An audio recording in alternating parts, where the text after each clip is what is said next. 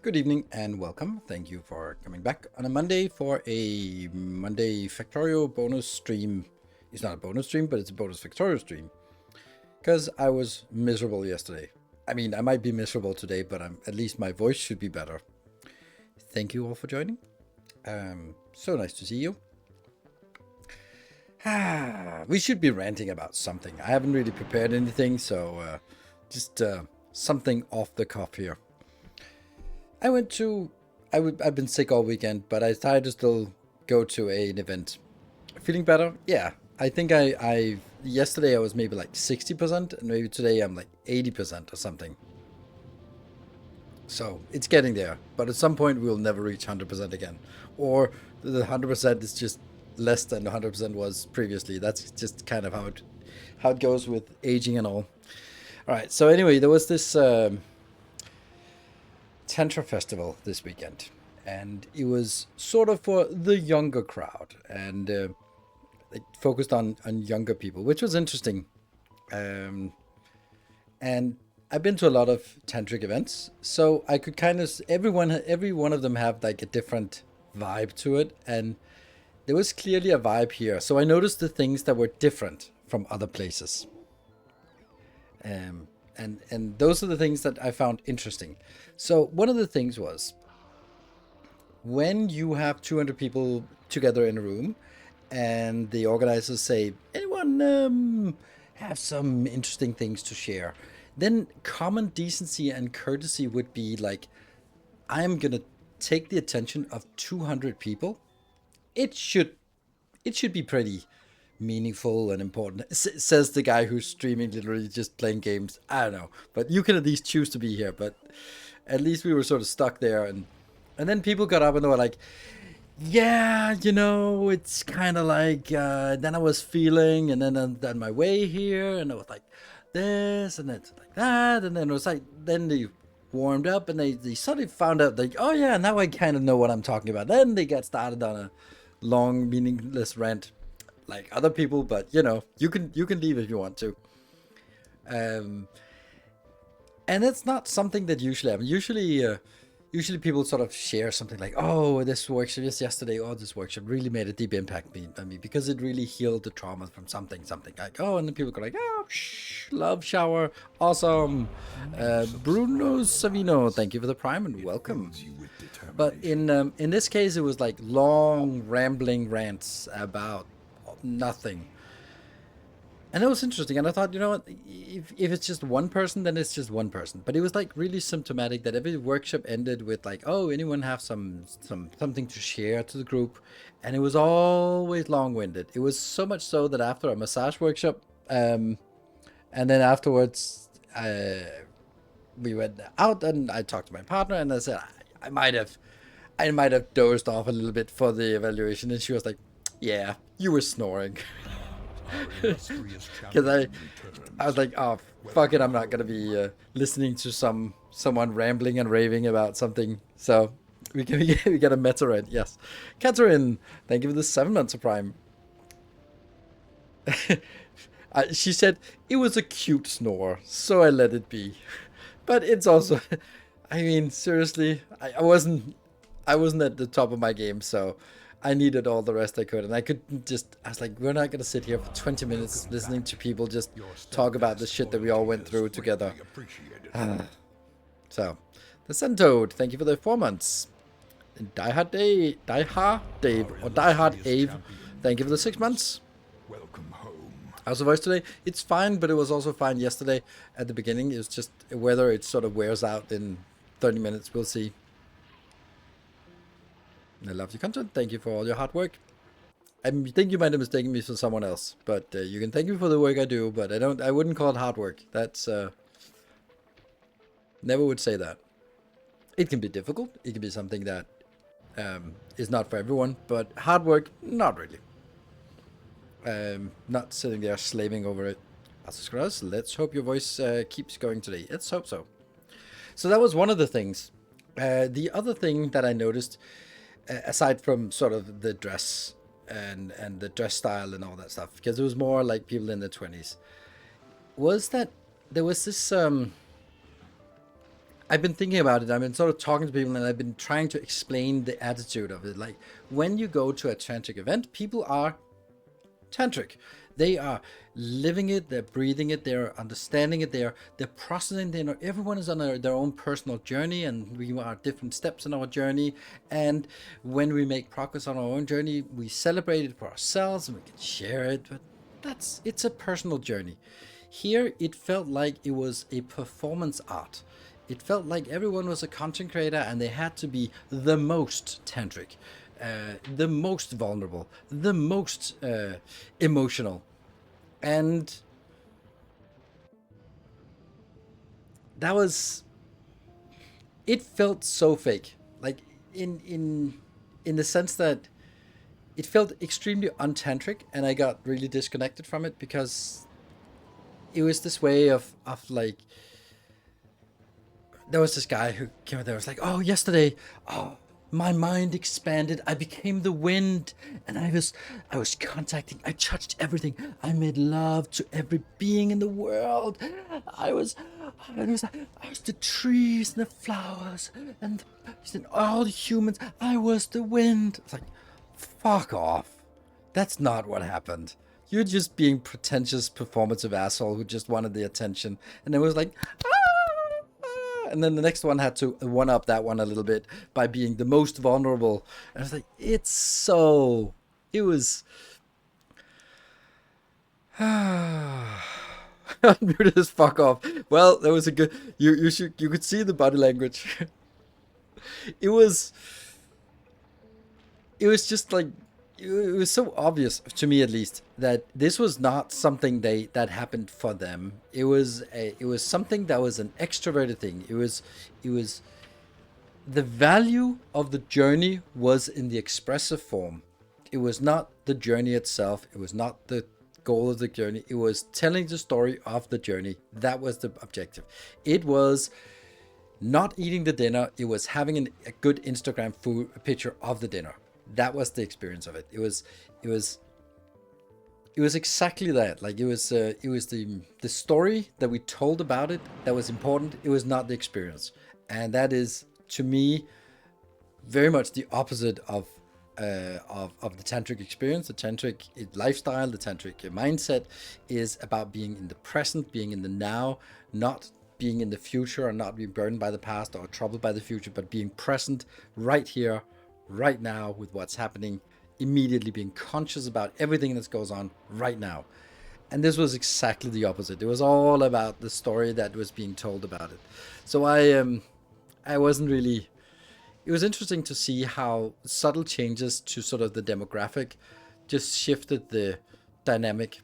And most people found it to be good and fun, and people were so engaged and emotional and all that. But I found it to be fake, and I'm also just a little bit of a bitter old man in this context. But I've been around the block, and I've been to other places, and you can see when there's something truly transformative, and then there are people who just go up and tell a bullshit story just to get attention. Yeah. If you want to get attention for not doing anything, you can be a content creator, but don't take that into a tantric festival. That's my thing. So being as someone who lives of performance, then it's doubly important, or maybe it's probably because of this that I'm so keen on it, that what you get here is me, and some things are held back because they're not for sharing in this forum, but you don't get something that isn't me. So I'm not putting on a mask. I'm not being some other character when I'm turning on the stream, because that would sort of burn me out in no time. It is me with all the frustration. This is also why when there's a game I don't dislike, then I'm being extremely tough on it because the people who've been around for a while, you know that you can then trust that this is just genuine me. Sometimes when I love something, I'm enthusiastic. When I hate something, oh, I'm enthusiastically hating on it. And when it's meh, it's meh. And I think that's there's a strength to that. That we all know these YouTubers who are over enthusiastic about everything, and it just kind of, it to me, it comes off as fake. And maybe you are just like that, but it also means that I can't trust your opinion because if everything is awesome, nothing is awesome. So second path is really part of you, not performative. Just kidding to be clear. It is. I mean, I didn't I didn't create the sacred path. I never even named it. It was a YouTube comment section that named it, and it was because I wanted structure and order. It wasn't to be like, ooh, this is a thing. The city block thing was a logical construct, but I chose to brand it quite deliberately so that I would know that it was my concept that was being. So the naming was, yeah, very deliberate for me.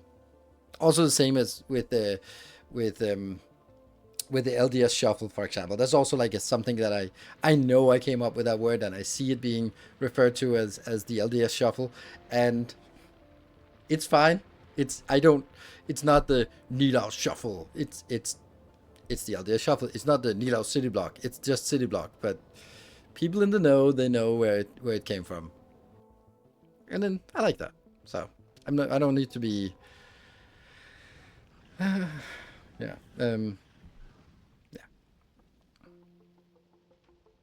Molten iron, molten copper, and lava icon change, and ammo piercing ammo recipe change. That's disastrous.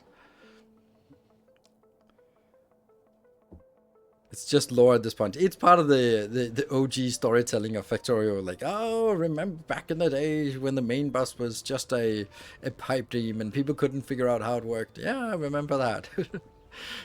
Remember back when there were many designs to do smelting columns,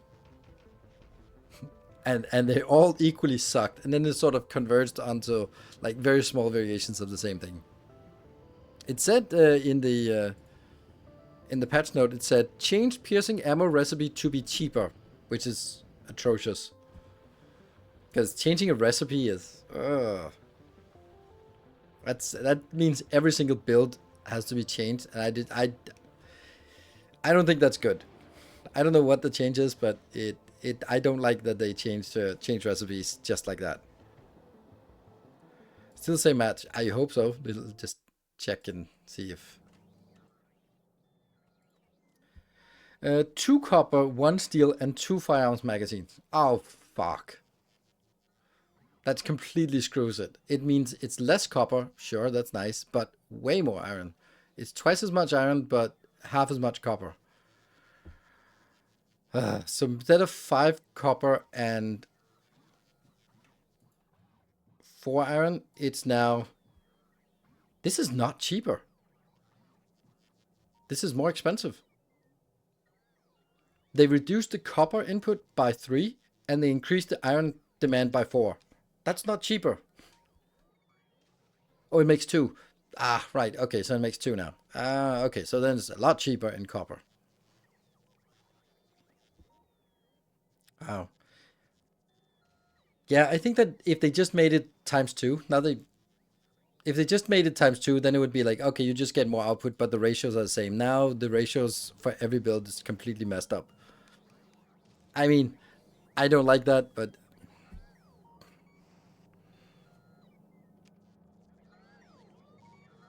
twice the time. It's 6-second craft time. Yeah, so they produce at same speed, but you get 2 for each craft, and each craft is then cheaper, more expensive, slightly more expensive, but they're a lot less copper intensive. Why did they change it? I mean, they said to make it cheaper, but I guess that's.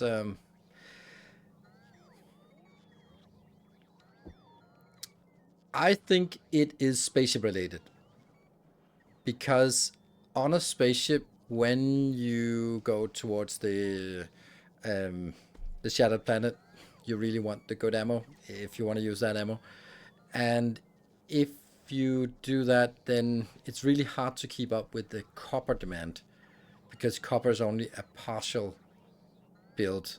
So get leaning it less into copper and more into the iron, I think that makes the ratio fit better on spaceships.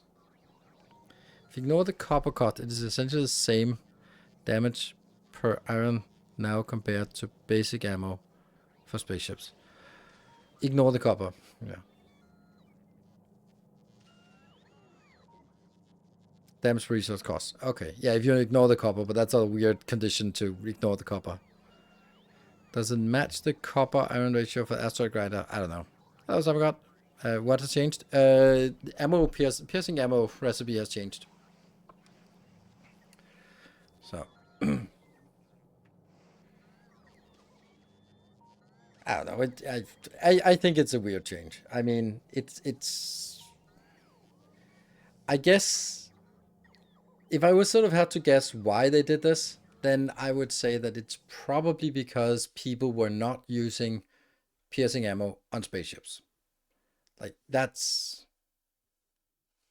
the most logical explanation I can come up with, because it doesn't matter on novice, not at all. Um, and you have plenty of copper there. So the only reason to make it less copper expensive is because somewhere where you're copper limited, and that's on spaceships generally. And it also feels weird that you don't want to make them like, yeah, that they are not viable.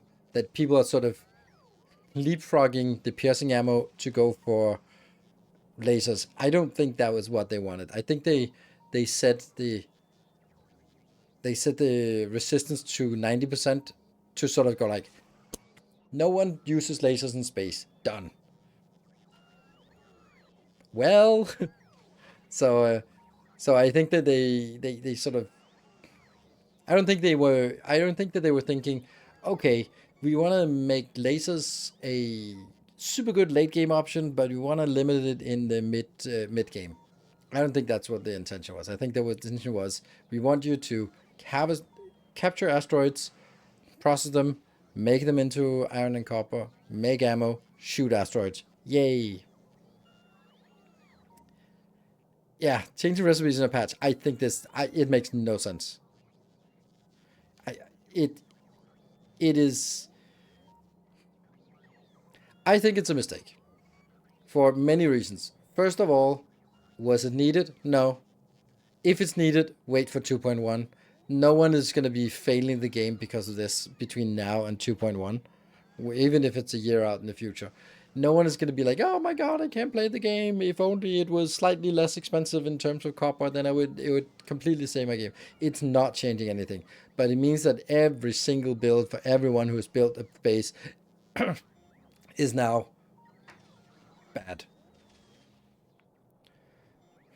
You hit all the required breakpoints with yellow ammo. Required breakpoints with asteroids. Yeah, and I don't think you do recipe changes in a zero patch. In a patch, you have to do it in a point one, and it's just so arbitrary. I don't think it makes sense. If they just been like, yep, we're just doubling the output. Okay, cool, done. That would nothing would change from that. No builds would have to change. It would just be like, oh, thanks, free stuff. Knustorian, thank you. Knustorian, thank you for the prime. Welcome. I don't think it's so bad. Blueprints are still valid unless they combine smelting with ammo. It's not that. I mean, Factorio is not a game where you build valid builds. It's where you build ad ratio, and people love building ad ratio, and then they just fucked up every single ratio because it's not the same ratio anymore. So yeah. Did you see Captain Industry release tomorrow? No, I did not see it releases tomorrow. And I even got a mail from him with a super secret trailer that looks ridiculously amazing. Holy shit, that looks good. Um, I am so impressed by that game now. It looks like a completely different game. I don't know how we're gonna maintain maintenance, but it looks very interesting. But that's on the 14th. Foundry is tomorrow, and we'll play Foundry on Wednesday. Much simpler, just to make yellow ammo instead of advanced processing, and then just make steel on space and do red ammo. Maybe. Yeah, it is a special press-only teaser trailer that they sent to me.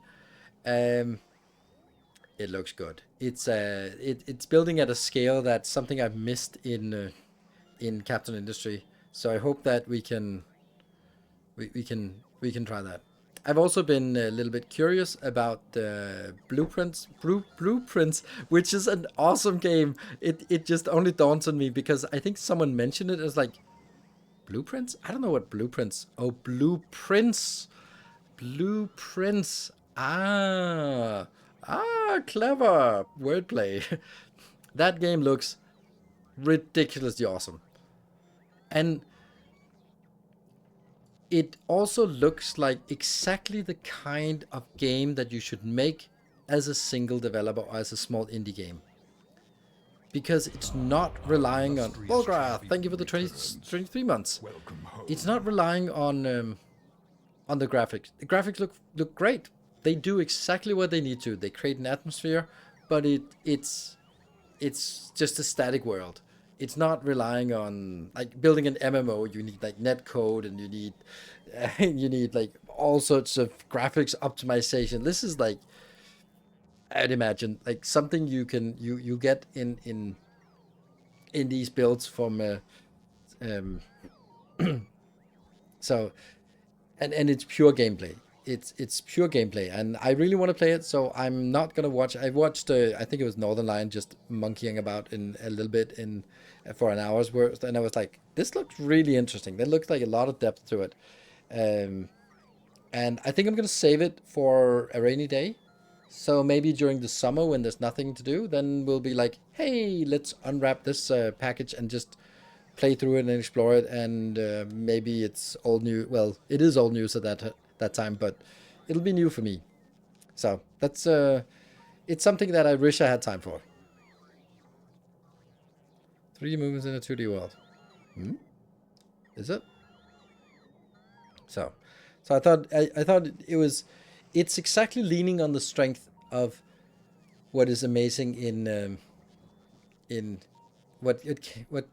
what a single development or a small studio can do is like you have a really cool, crisp idea for a gameplay that's unique and different, and then you go do everything else that supports that idea.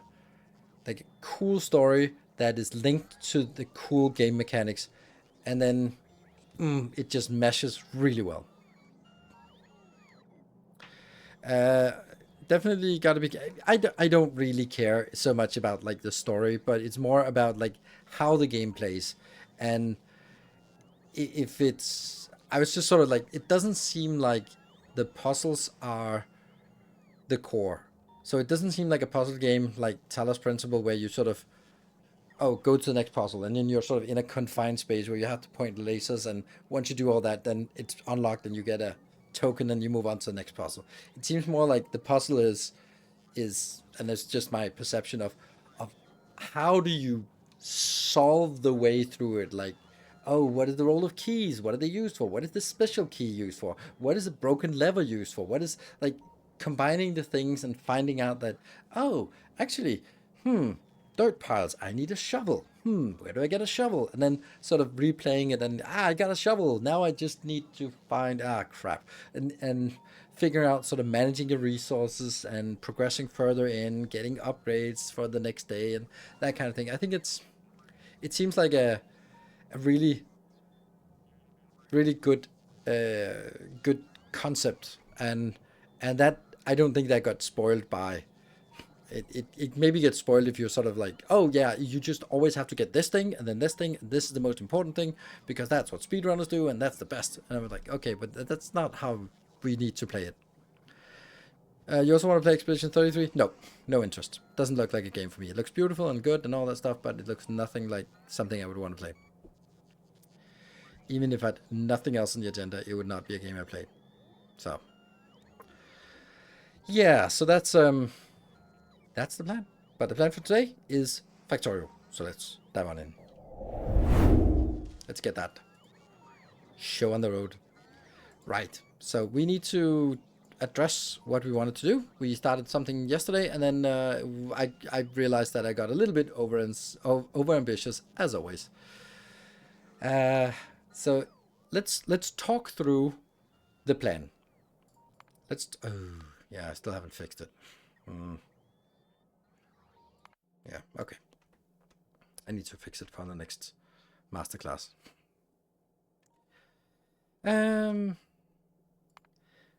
When we launch the rockets, we are getting to space, we're flying to Vulcanus, we're filling up a lot of stuff, we go to Vulcanus, we are landing on Vulcanus, and we're happy. Then we build these two blocks, and actually also like a solar block and then a power block, so that we can now make everything we need locally here, plus we can make the science. Cool, then we bring the science home, but while all of this is chugging along, because it's going to take some hours to do that, and it's going to take some time to set this up, then we're going to go back and have the Now space that's currently not doing anything, actually have that be doing something more. It needs to set up some uranium, and it needs to set up some... yeah, these I upgraded them last time just for illustrative purposes, but they'll start out like this. They will just use the resources that are not being used for anything else in the base, because everything else will be idle. Then it'll use these resources that are being produced, and then they'll just make a little bit of purple and a little bit of yellow science, so we can start unlocking the most important purple and yellow sciences. And the most important ones are effect transmission. It is assemblers 3. Those are in order of priority, and then after that it goes into logistics 3. Then also damn, how do I find yellow science here? Damn it, I can't. Utility, that's what it's called. There we go, utility science. Also here we can then also start unlocking some things, such as the fission reactor. Once we have the uranium up and running, we can potentially unlock military. We can do this, but it's low priority. This is low priority. The inserter capacity might be something that's valuable.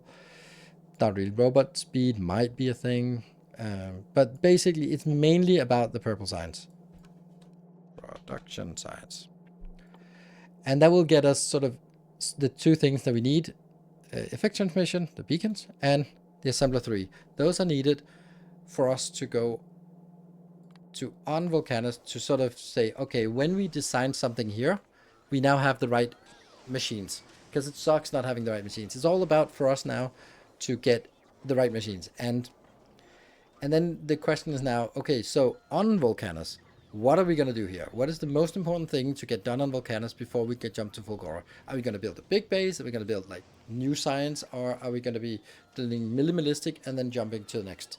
And the answer is we're going to build minimalistic. Not like super minimalistic, but we want to get the electromagnetic plants before we start building new science. Because otherwise, the science designs are going to be wrong and have to be redone immediately following, because they are relying on assemblers instead of electromagnetic plants. So we're going to say, okay, what do we want or need from Vulcanus in order for us to move on to Fulgora? So it's about like getting to blue science on Nilaus, getting space science, going to Vulcanus, unlocking the things we want, going back to Nilaus, unlock uranium and a little bit of purple and yellow. On Vulcanus, what do we need? And the answer is we need cliff explosives and we need belts. So once we have those, okay, then we can go, and we should go to Vulcanus or to Fulgora, so we can unlock the electromagnetic plant and the potentially, hopefully, also the mech armor, which is really nice. Would you recommend disabling the total block? Yes, I think that's a good idea to just kind of take that out once it's no longer needed, because then you might need that also sort of for linking up with this here. So I think that's a good idea. Because this one will just be made wherever there's room for it. This is something we designed, but yeah, not needed right now.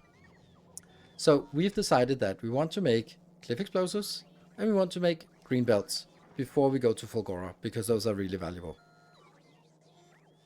We need you, yes, for the turbine. Yes, unfortunately we realized that last time, but we just need one. So I'm kind of feeling that maybe what we'd want to do, or did we go over here? There's uranium out here. Then what we'd want to do is at some point just, oh wow, that's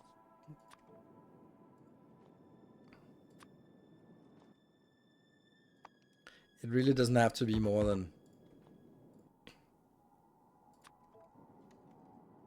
like this. And then power, right? So once we have that, we harvest the one, we unlock uranium, and then we can be done with it. What about big mining drills for Fulgora? Yes, that's also one thing. Yes, correct. It's yeah, it's these two things, and of course foundries and mining drills are also a thing. You just take one solar panel with you. Oh yeah, that's a good idea. That's actually a really good idea. Like let's actually try that.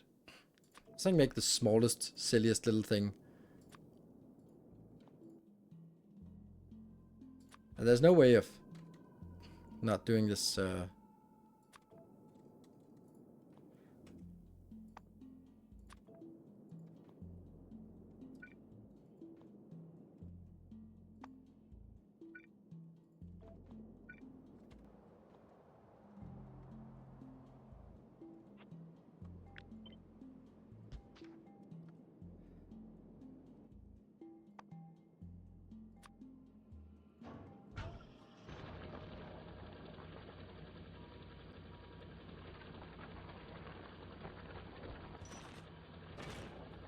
Yeah.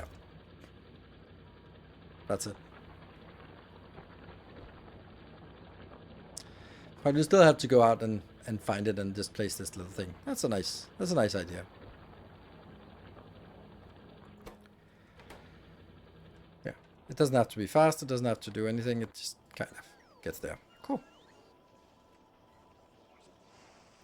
Right, so what we did last time at the end of, in the first hour that we had, was just build this thing, and then I realized that it was completely broken ratios, because this one would like to have 400 gears and 150 tungsten plates, and neither of those are relevant and also realistic, and that's also like, yeah, sure, we want 12 turbo belts per second. That's a little bit absurd numbers, so maybe we should not sort of use these numbers for any indication. We should sort of look at it in a different way, and therefore also look at the design in a different way, compress it as well, and maybe we'll say, okay, what is it we want with this?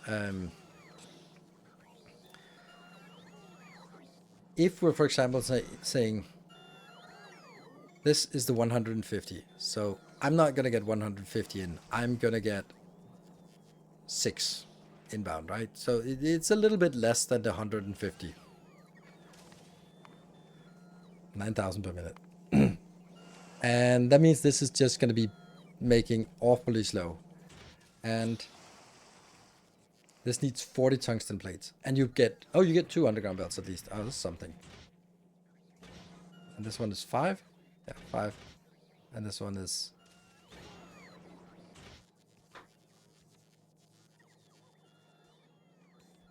Funny how this is missing. Why is this missing? Oh, it's green. Okay, yeah. I think it'd be nice if the triggered resources were treated like blueprints are, where you first yeah, that would be nice, but it's not the way it is, so. These do not need to be here.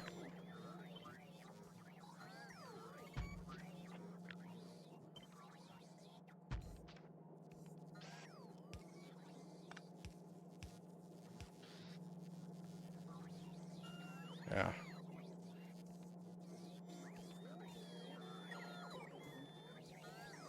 Is it worth using 3 spots for this, or is it better to just get it inbound from here?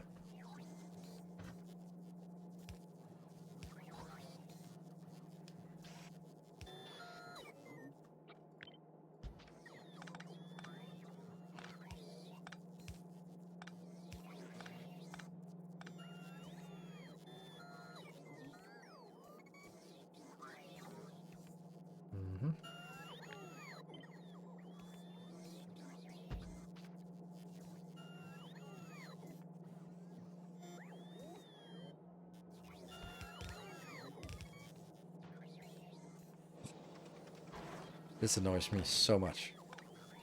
It's so annoying. I think we... Could we get the whole thing covered by...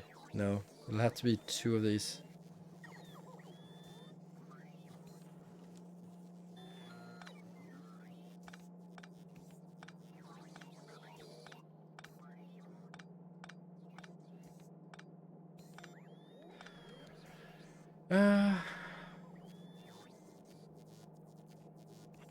Then this line will also be up here instead.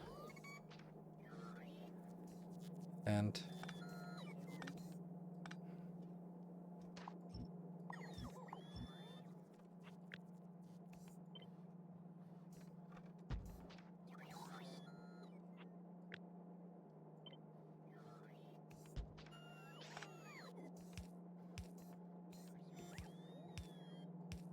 that.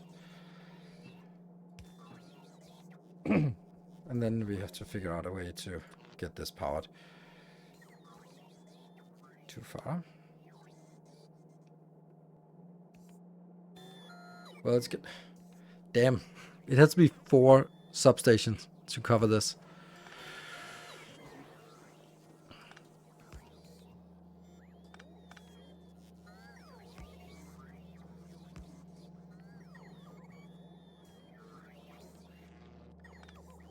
That feels bad, right? Feels bad to use so many substations for this. I mean, obviously, ultimately, it doesn't really matter, but...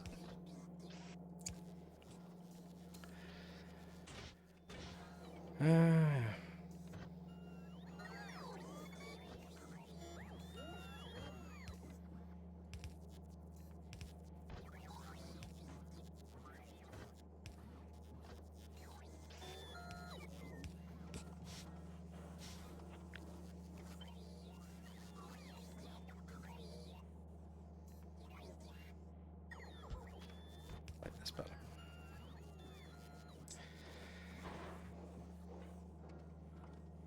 Should we do robo base on Fulgora or use belts as a little main boss? Both. Use belts for the scrap, and anything else is can be handled by robots. It's the only thing that makes sense, in my opinion, at least. Yeah, and then we also need that one and that one inbound, and this one will then be reds, and this will be blues.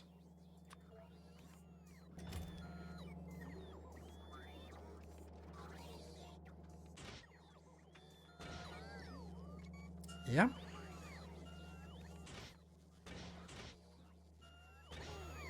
Oh, we're missing. Now they...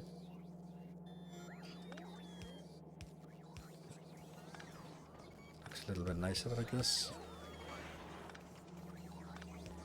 So I don't think there's a better way of doing this.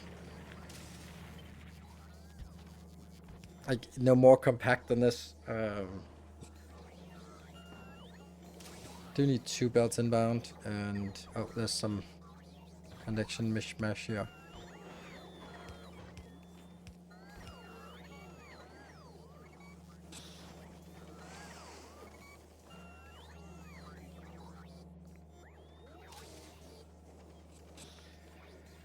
Underground and right belt, yes.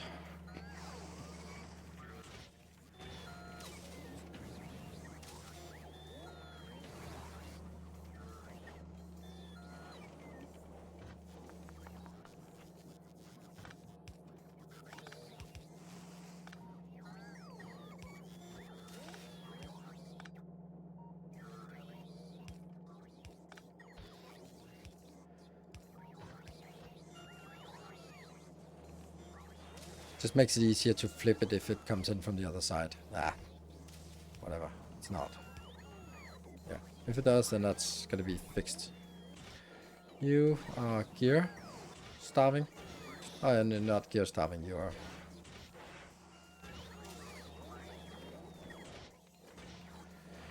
Okay.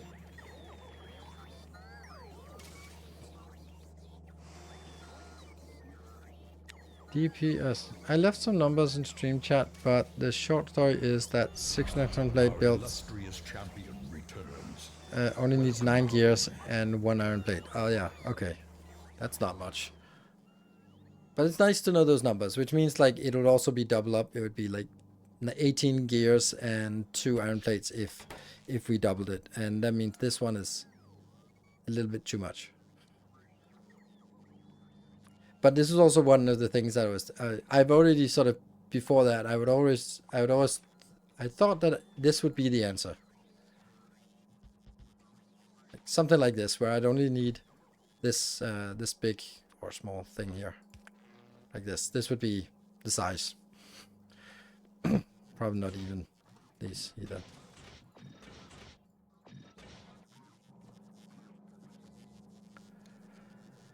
Surplus, and it then produces 60 and 19. That's enough.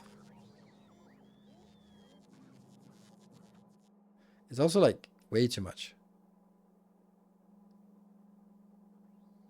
We can do more on tungsten, yeah, but it also mines really slowly, and 28 is actually a lot of tungsten to mine. So, hello Silas, welcome. So it's a balance. It's also this part might just build up a reserve, and then when it starts, then it might be better. But I'm actually thinking of something else that might be actually better, and that is think about it like this.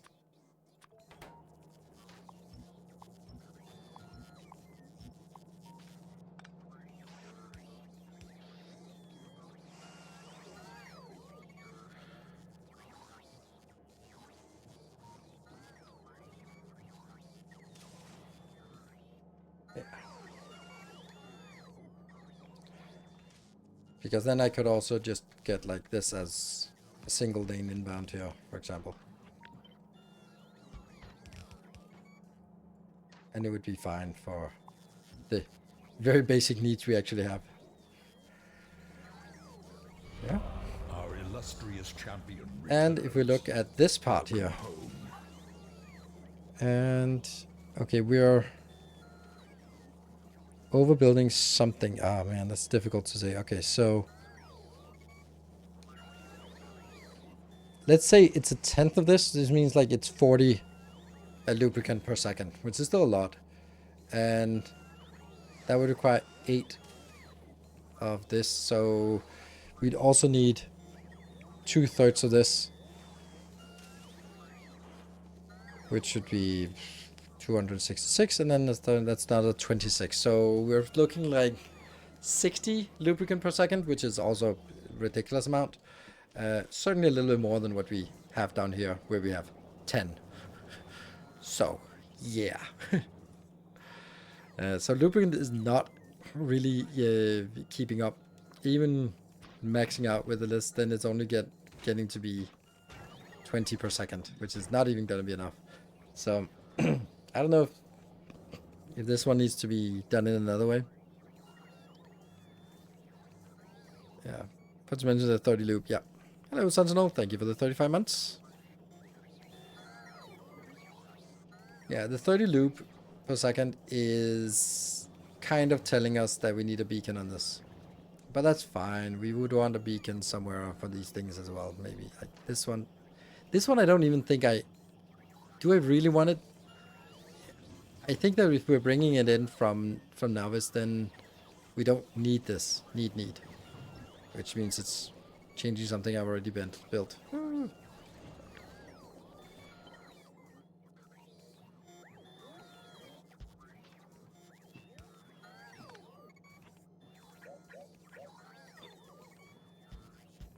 No, that's too close.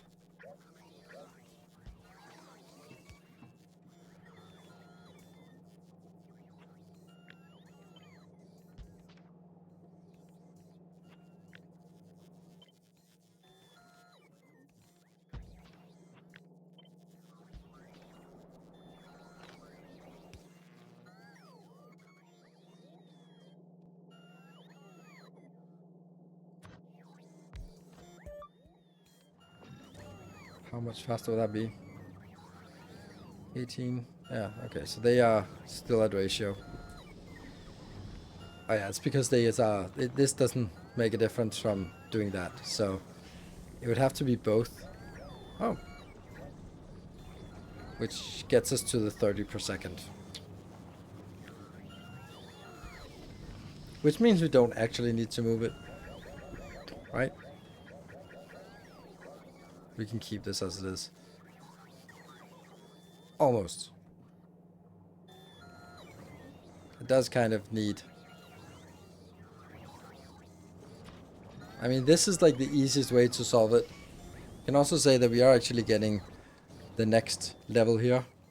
They will be potentially made, but I don't find them... 30 to 50% is actually something. So maybe that should also be made here on this planet. Well, because it's here we can make it. What was the last recipe? There was carbide, right? Yeah, carbide. Good. So that's cheap. But that's not cheap. That's not something we do until we have a steady production of that. I don't know if this feels good enough.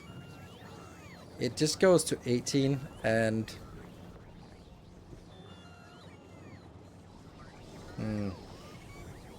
I'd love to expand it, but I'd also love to not expand it. Yeah. And this is not actually reserved for this only. There's also something going into the engines, for example, for... And here, and here. Might need to be a little bit expanded. Make modules EM plants. We don't have those, so yay.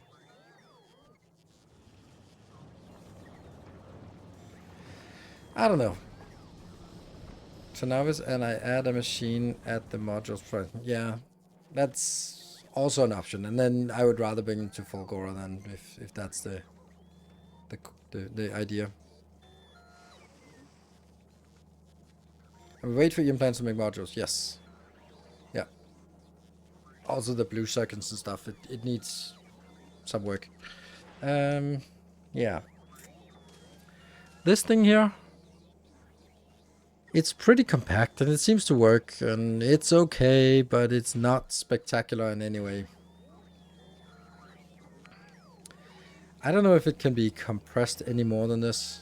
Not reasonably. Then it'll be like squiggly lines and we don't really want that.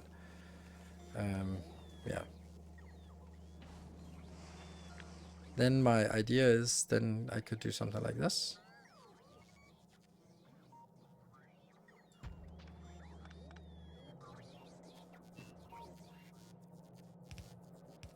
There we go. And then I'd need to figure out how to squeeze this in here. Which should be possible. We want this size.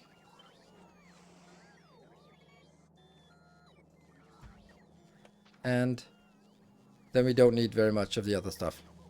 Hello, Freak. Good evening. Oh, tier 2 for 59 months. Thank you. Welcome home. So this is way overdone. Oh, this is also a new recipe or new look and feel. We don't know why there's blue in it. Oh, no, I don't know why there's blue in it.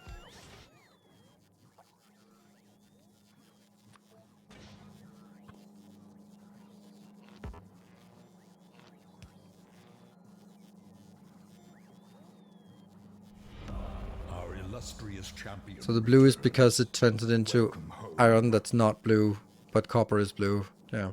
Heimdall, thank you for the 62 months. Thank you. Yeah. Guess it was sort of to tell them apart from the icons in here. Now, by having a little bit of blue, it stands out a little bit more. This blue crate makes it a little bit easier, I guess. I don't know. It didn't feel necessary, but I guess the iconography, I guess, of this is clearer that if there's a blue cylinder, then it's iron coming in. Yeah. Yeah, okay. It's more consistent. It might just be one of those where you just get used to it. Right. How small can this be done? The question is, can this be done as a singular thing here? Oh. I'm pretty sure. A lot of excess. How much iron do you need? 72. Okay, so I need 72 excess down here, which I do have. This will give us 31 and 7. Sure, that's probably fine. 31 is half of a purple belt, which we will get. So it's basically this thing here we need to squeeze in.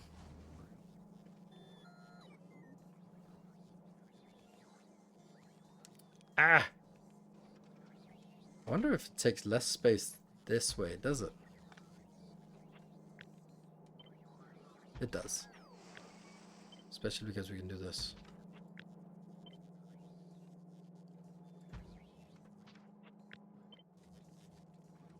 Good. So this is a thing.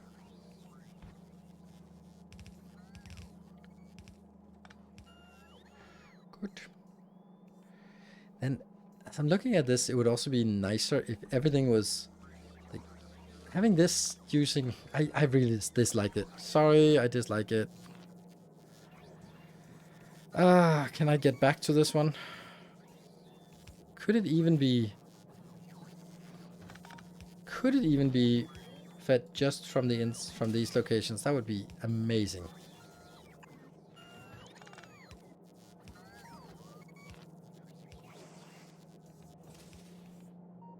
That one as well.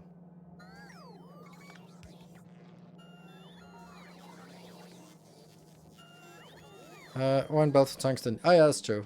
That's true. Ah, and I don't have space for it. No, the horror. Damn it. Why do you have to ruin it? It was so good until you came in and fixed my mistakes.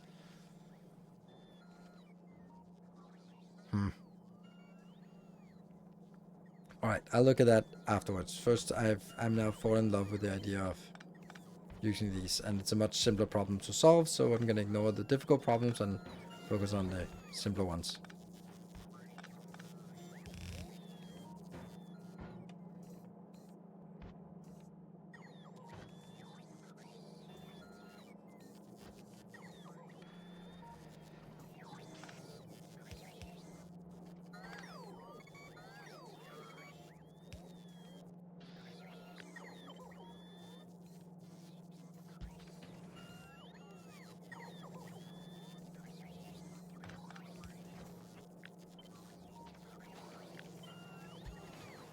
That looks good. And here it's the middle one that doesn't work. Okay. And this is also not connected.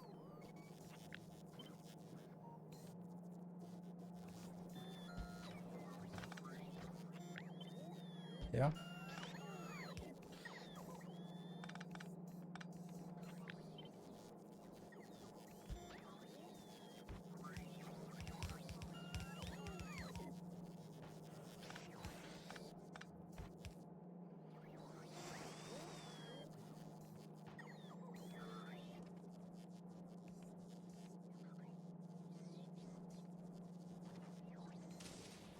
Stone iron mixed with iron plates. Yeah.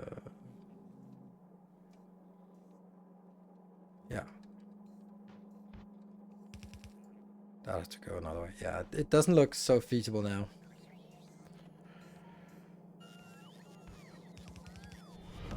Welcome back. Your steadfast loyalty is greatly appreciated.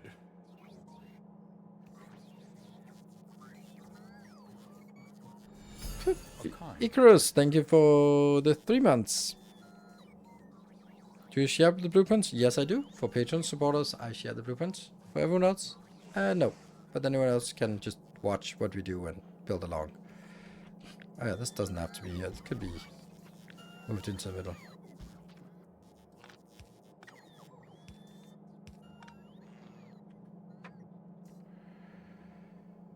Yeah.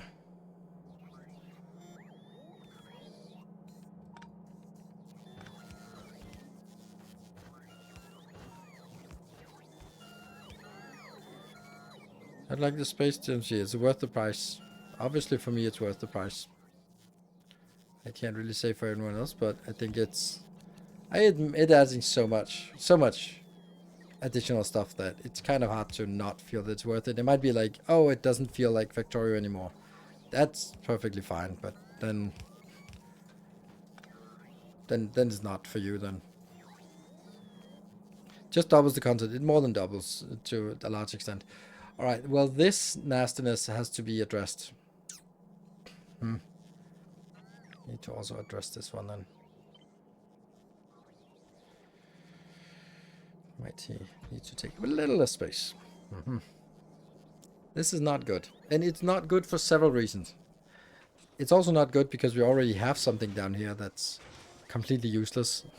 But that was necessary to get the ball rolling for this, and it's allocated, dedicated to it. So I can kind of justify, argue that, yeah, this is making sure that I don't overuse my... my science is always running because I'm not using this that I produce for science to go up here.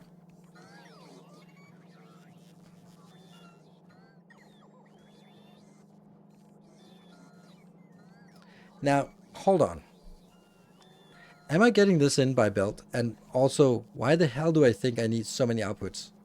I do not need so many outputs for this.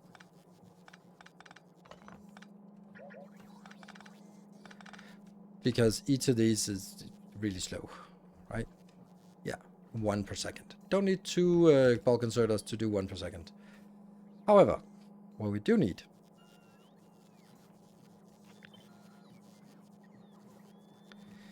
could be built here.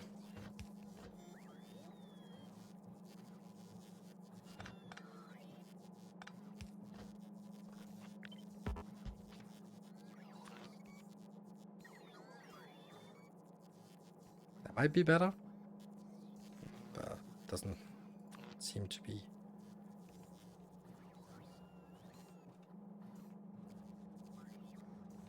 Here and here. Let's keep it like that. Okay, so what I was thinking is, here, I am getting things in by robot, which is the only thing that makes sense, but it's also only 2 per second, so that's fine. I'm thinking, should I get it in by belt here? I kind of should be, because I can't support 14 times 2, 28 per second by robots at this stage, so I do have to get it in by belt, damn it. Which means more space, which means can't make it fit. So, what are we going to do to make this fit?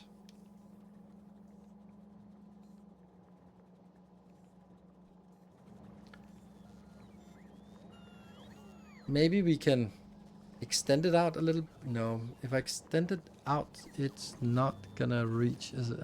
It could reach. Okay, let's do it with this one, because that's not so much. Like, that could work. Like, this is still covered by the beacon, yes. So, which means that we could get it in here. Which means that one gets saved. Sure, that's better. It takes a little more vertical space. Slightly off topic, Captain Industry update next week. I am well aware, but thank you.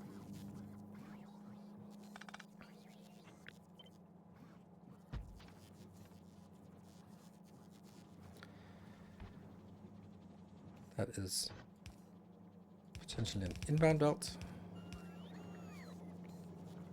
Ah, that's a funny, flawed way of working. Ooh, then it doesn't reach over there anymore.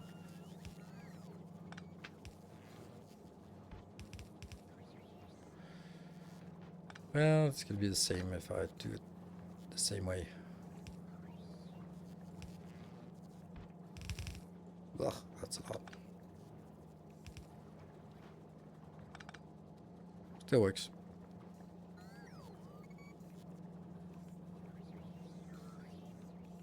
I saw they did a preview. Preview? I'll have to check that out. And then address them in a stern voice why they allowed him to do a preview.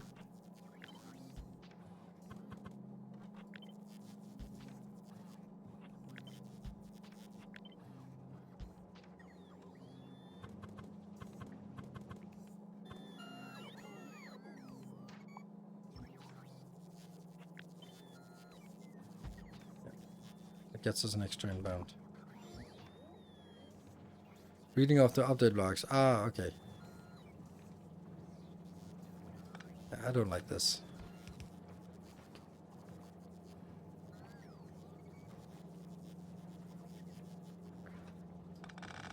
But this one will also have to be changed anyway.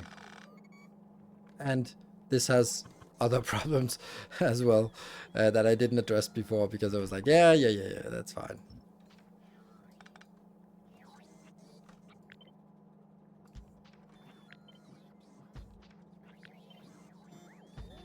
It's probably easier. Oh.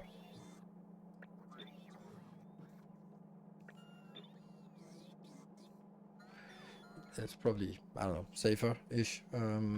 There. There? Yeah.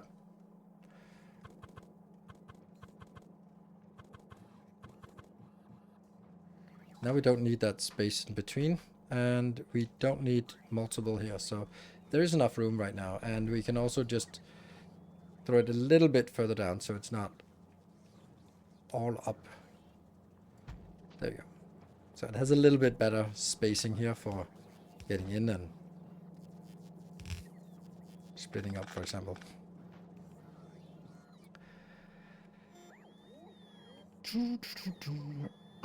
Well, this one is has now the potential to do this because it's still covered, and that would mean, ta-da!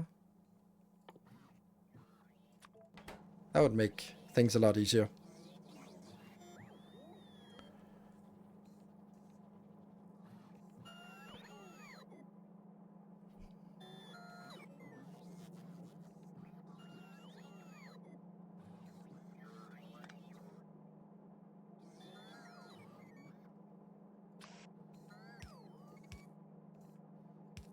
So these have to be on one side. Ah, like that. It actually works, weirdly enough. Are you the founder of City Blocks? I am the inventor of City Blocks. Founder is a weird thing.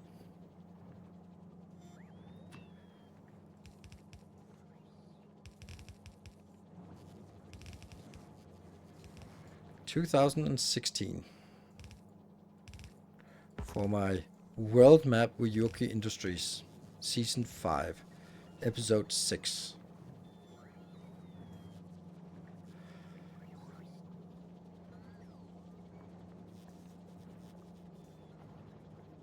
Kind of remind to touch your legs and yell at my kids that they have to go to bed. Well, they don't have to go to bed, but my son has been not feeling great today, so he probably shouldn't be staying up too late. Anyway, be back in 2 minutes. We're taking a short break. Be back in 2.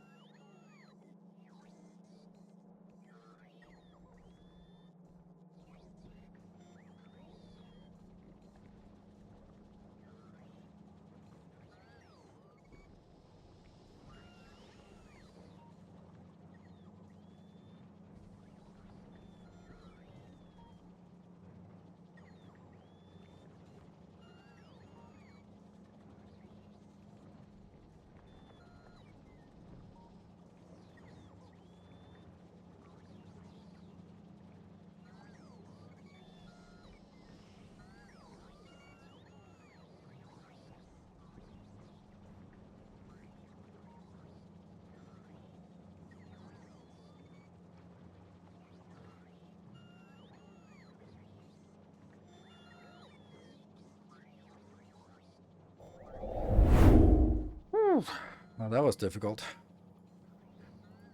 Okay, let's continue with this spaghetti mess. That's the same. Okay, and... Right, so obviously I'm going to play some Captain of Industry next month, next week. Having this one here means that this block is going to be awful.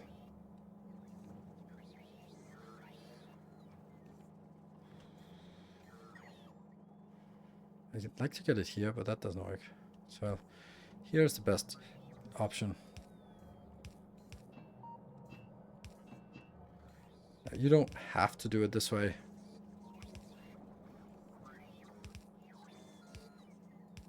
But for me, kind of want this to be the same place. Out, out, and out. Okay.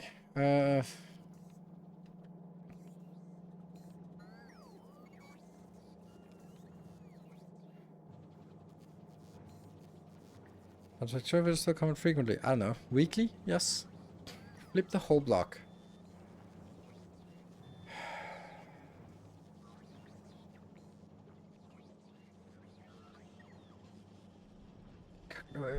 Clockwise, counterclockwise. Flip, flip.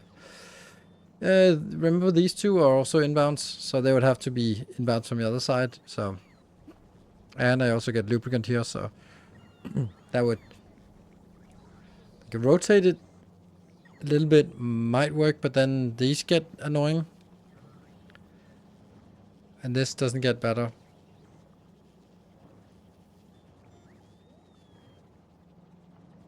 I also have Timberborn videos planned for a short series. They're coming out starting probably Wednesday, and then sort of running every other day for, there'll be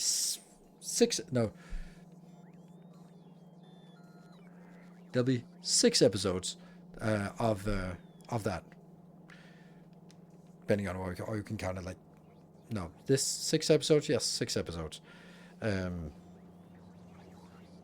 And I have themed each of them so that there's a wooden age, there's a metal age, there's the bad water age, there's the terraforming age, there's the robot age, and there's the happiness age.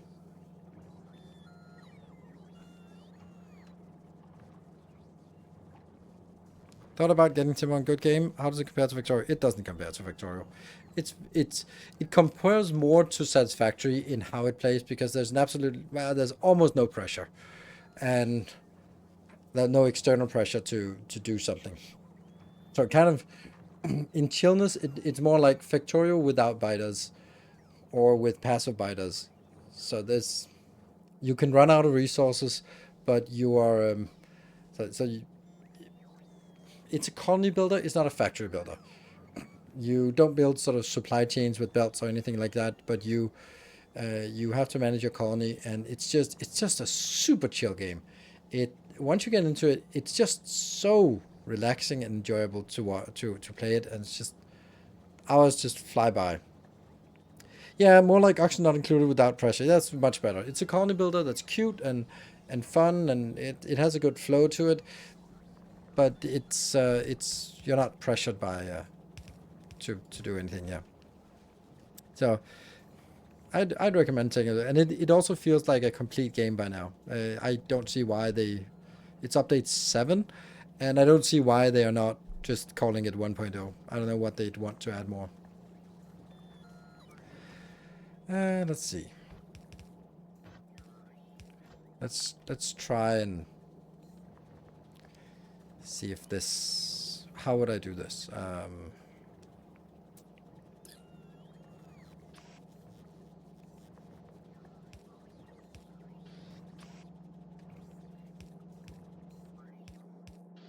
Like the usual.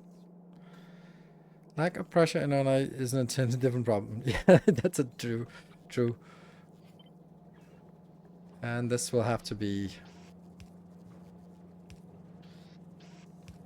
okay.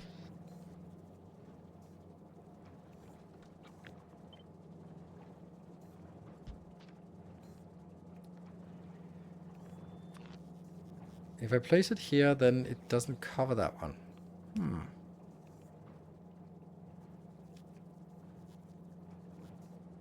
But if I place... Yeah. Could be placed right here. That would work. And substations are not exactly gonna work. Or I could have placed it down here.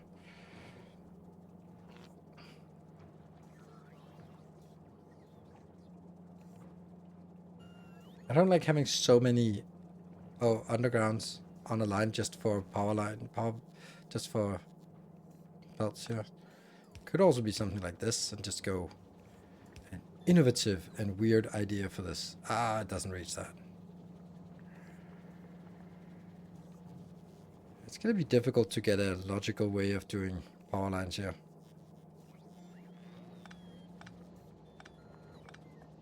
Substations don't have a way. It could be a substation here and a substation here, but it wouldn't be able to reach. If it was here, then it would reach one tile into the last one, so not. When the cat cam? No cats in here.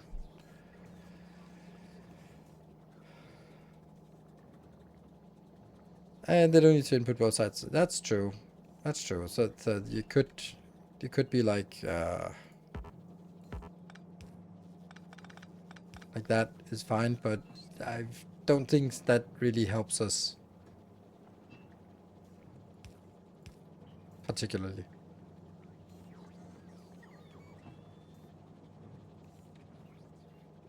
Yeah, it gets us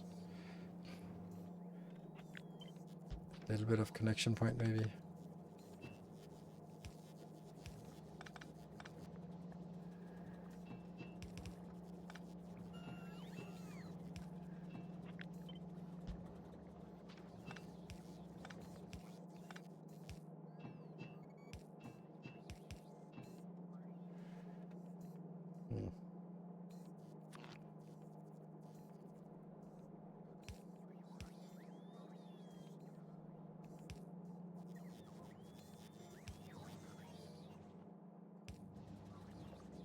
Yeah, okay.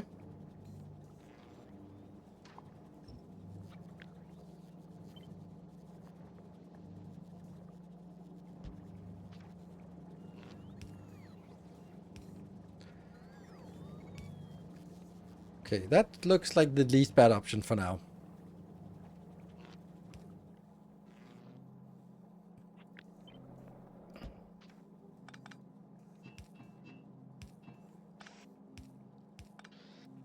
Least bad option. Gotta be ambitious, right? So that's connected. And why is it not highlighting the whole network? Oh, because it's not actually the whole network. Oops. Also goes down here. And it's still not highlighted.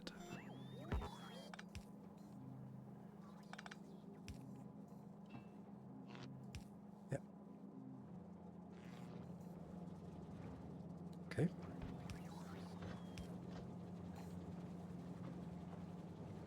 It looks good. What do we think we're missing? Ah, calcite on this one. There's always something, right? Calcite, luckily not a big deal. But calcite is always the thing we're missing. Connect the 2 rows of pipes between tungsten and gears. Yes. Obviously.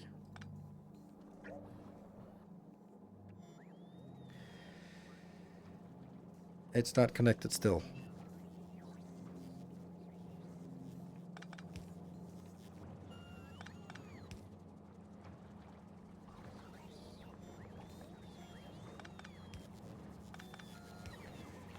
Okay. Looking good. Oh, let's also put some lights in here somewhere. That feels good. That also feels good. And oops.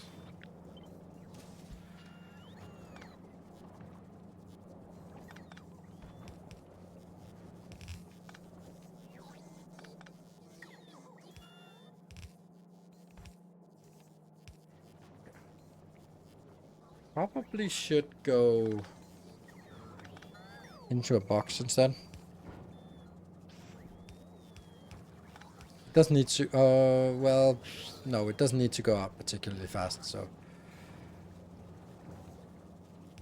This is probably okay. Could also move this one tile over and then this would be much nicer. But then this gets in conflict. And we also have an issue here.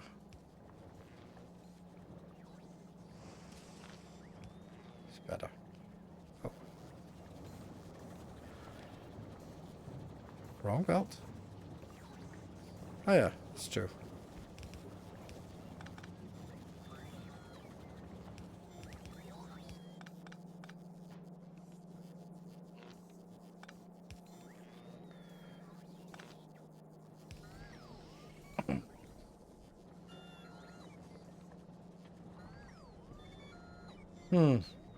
I think we can move this thing one over. Which would enable this to be one back. And that to go out here and become more symmetric. For no reason. And it loses this part here. Ah, man, I hate the fact that it has to go kink and kink. I know we're not kink shaming, but damn, I don't like kinks in Factorio. I am not very Factorio kinky.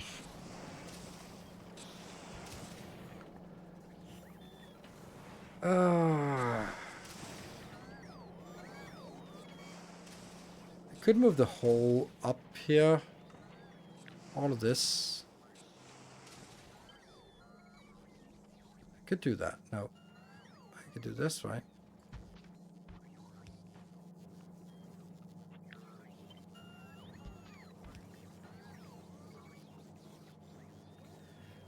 Or at least take this kink out.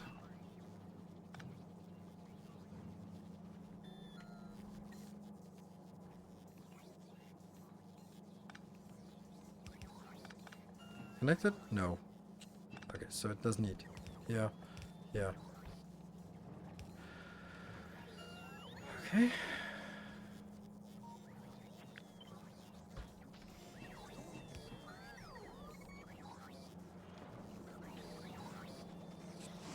There. One kink is fine. Don't think you need to ask me what kink that is. This can be better, right? Couldn't this be the other way around? Like...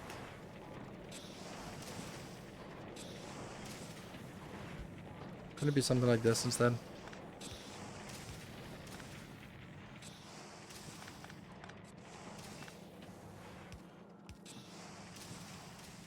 Yes. It could even be better still. Yeah, I could move it up there, but then it'll get further out of range.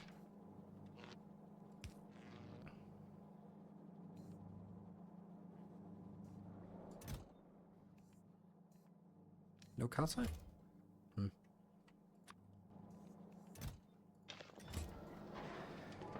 Okay, so now that's a straight line, which is nice. Very straight. Straight as a main boss in Factorio. That's very straight.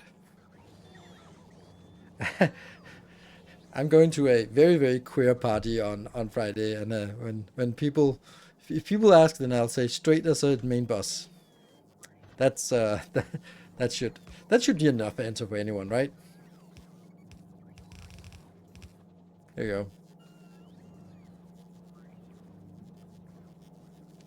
Or maybe this is actually better to do this way. It'll look slightly less awful.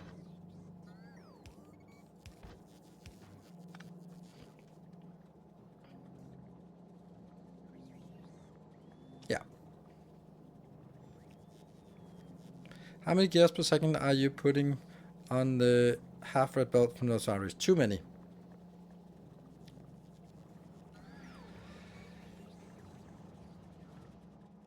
But this is also a green belt, which obviously it's not going to be in the beginning. But I do think you have a good point. Like, let's start by designing it to be workable with red belts, or at least sort of workable-ish. So that this would actually be going out into... Would that need some kind of design, like the usual part, right? Like this one.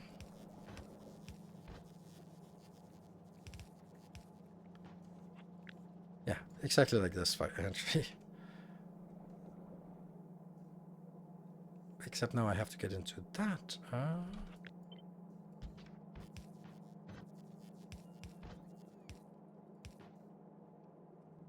Too close.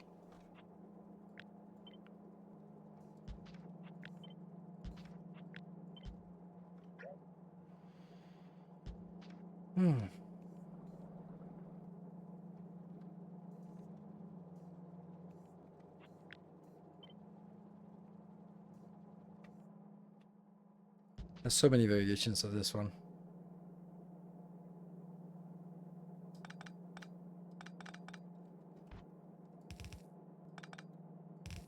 There's also this.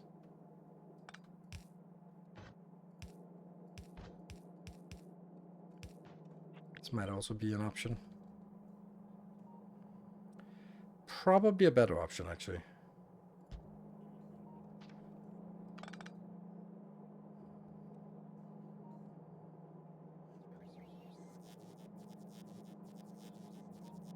Looks so neat.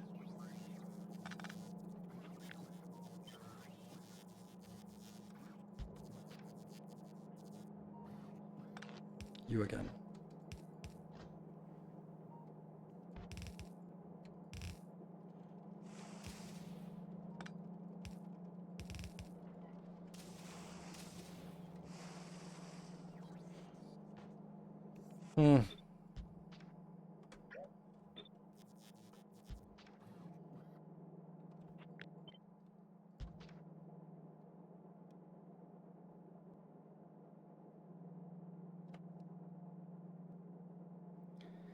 I'm a cuckoo, but has the graphics for liquid iron changed update today? Yes, and worse still is the fact that the recipe for piercing ammo has also changed.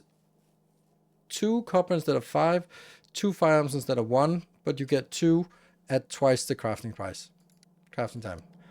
Very bad change. Very, very bad.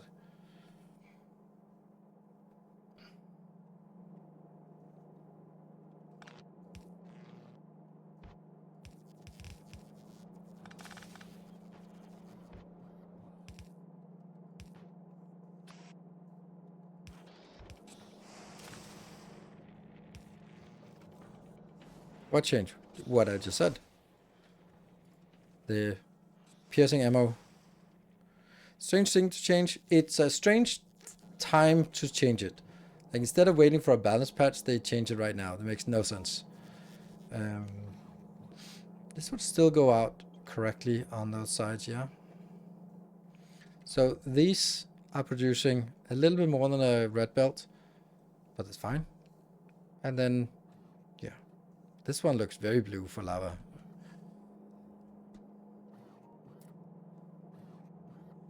Feels like this thing should be built in a better place. Okay, so the core of this design is that one.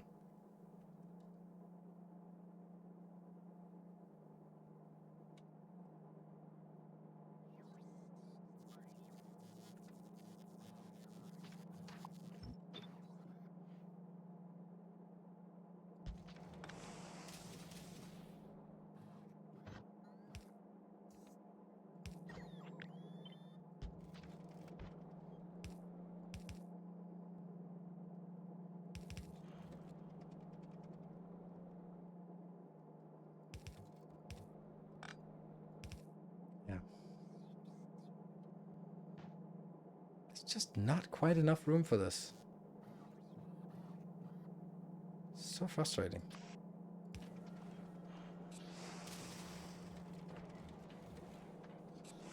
If I can't really get, then I'd have to do like this to get you down here, which would be nice and all that. And then you could go in here, and that would be perfect, like that. But then this one's all the way out there, which I really dislike. Could I? Oh, this one could actually be moved one back, like this.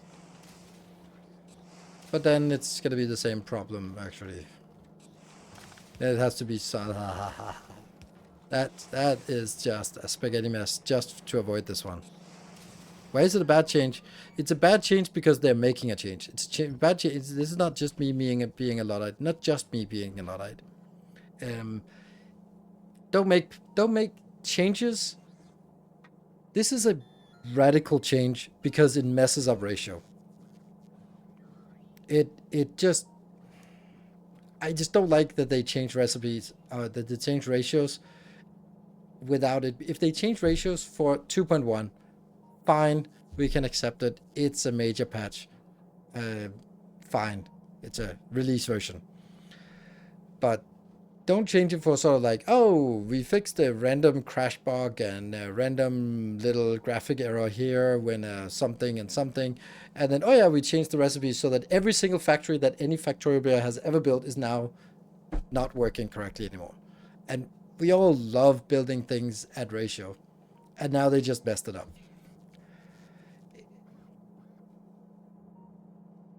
Not a patch. That change is a minor level, not a patch level. Yes. It is.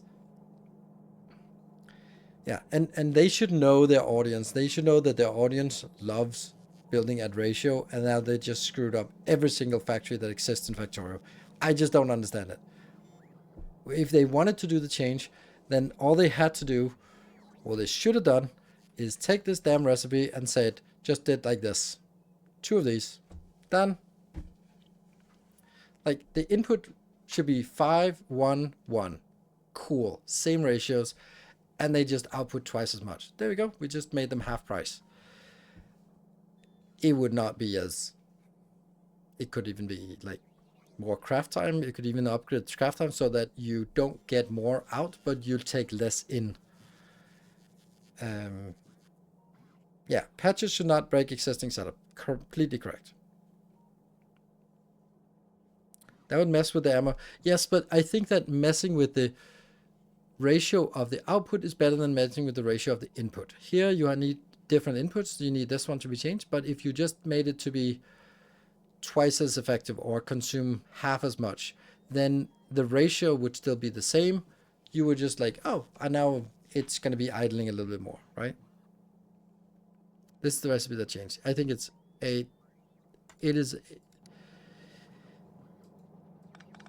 there's only one person who would make this change. That's Kovarex. No one else, this is my take, no one else would be able to make this change. Do you think the LDS shuffle is OP? Absolutely. Absolutely. It's game-breakingly easy to skip to Legendary. And it shouldn't be that easy.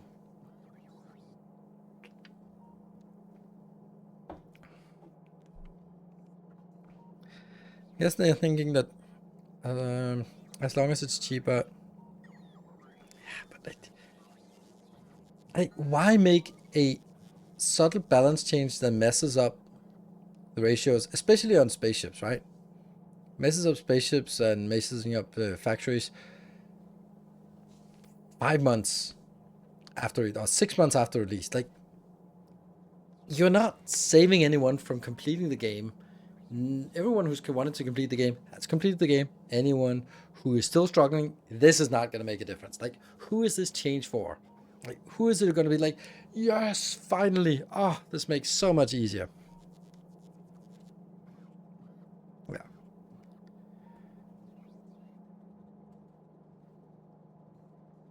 Yeah. Game breakingly easy, but only for copper and steel and iron and gold and plastic. Plastic is also crazy easy. But then that comes from the spaceship part. But you get so much copper that it's ridiculous. And steel is something that's hard to come by and expensive, and then suddenly just have infinite amount of it. It seems weird. It seems like a, yeah. Anyway. Okay, maybe there's another way to do this. Instead of forcing it into this build.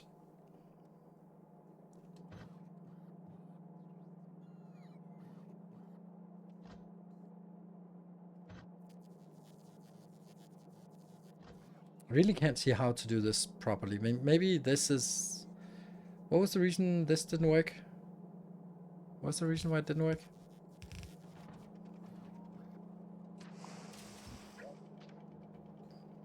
Maybe it's fine, actually.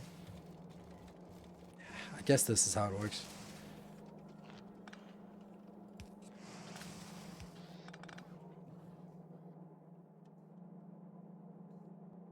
Yeah. It says set up separate steel smelters from legendary iron ore and plate to get the quantity needed. I don't. I definitely wouldn't do that. Do you think they made it intentionally, the LGS shuffle? I can guarantee you they did not do that intentionally. There's no way that was intentional. No way, no. Here's a... Finally. I don't know why I've been living with like that. Ah, clean, crisp. Yeah.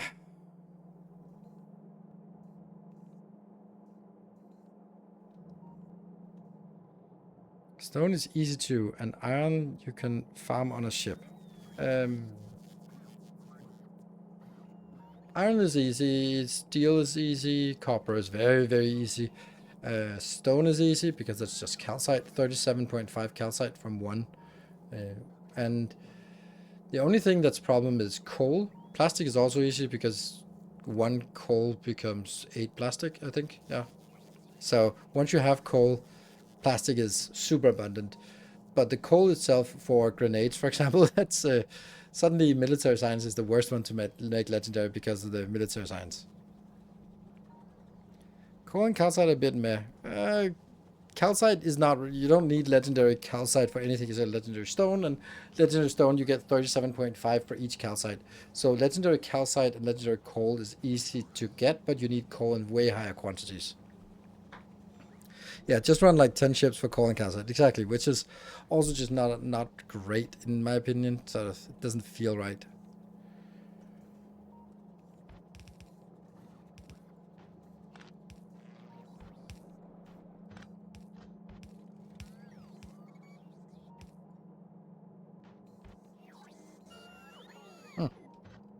Weird.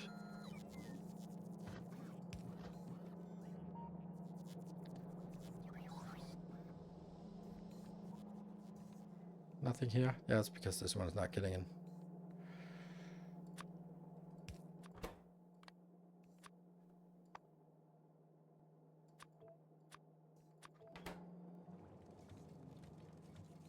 But this one's now a straight line. I like it. This one is still a mess. I don't like this. I don't know what I'm gonna do to make it better. Can I just copy this? I don't want to break it, but it just kind of...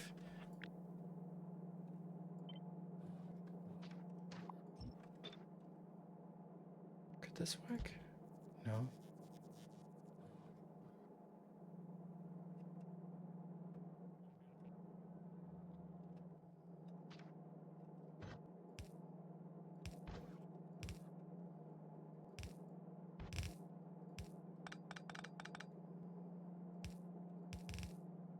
Maybe? Maybe that's a thing?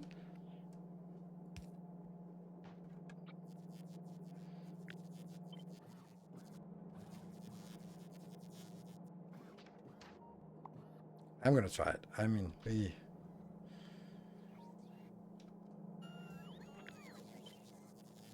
Do I have anything to lose on this?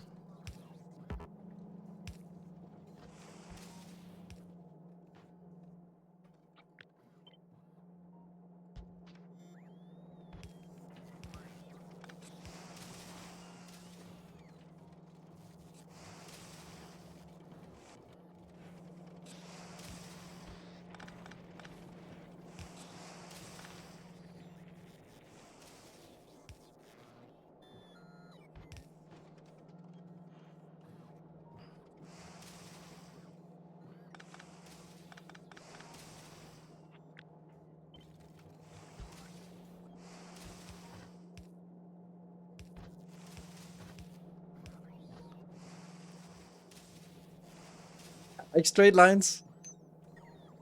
Stream chat, okay.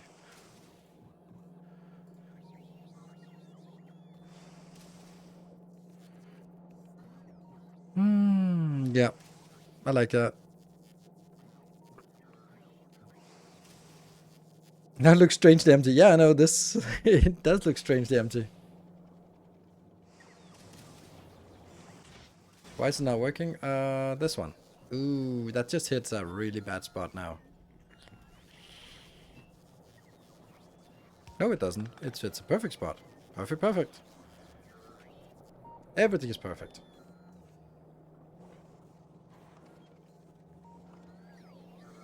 There's an acute lack of lights for this build.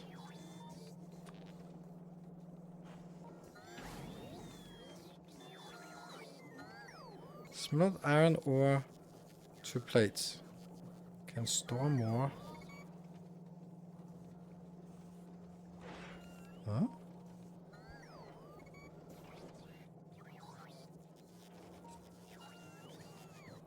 Okay, what was that?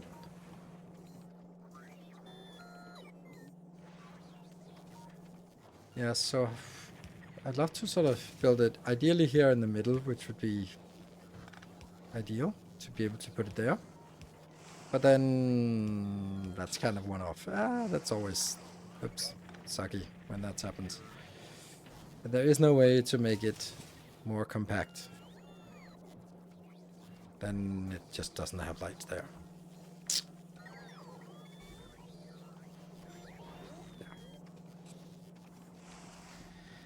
Yeah, I was thinking everything is awesome as well. So it fits within a block. And we got all of this stuff. The one thing we don't have that I would love to add to the bus or to this. No, that's not what I wanted. I don't want to make tier 3 modules. We decided against that. And now it just goes out. Because this means this is also quite flexible on where you get it in. So that's fine. And this one is not very high quantity. Oh, this needs modules. There we go.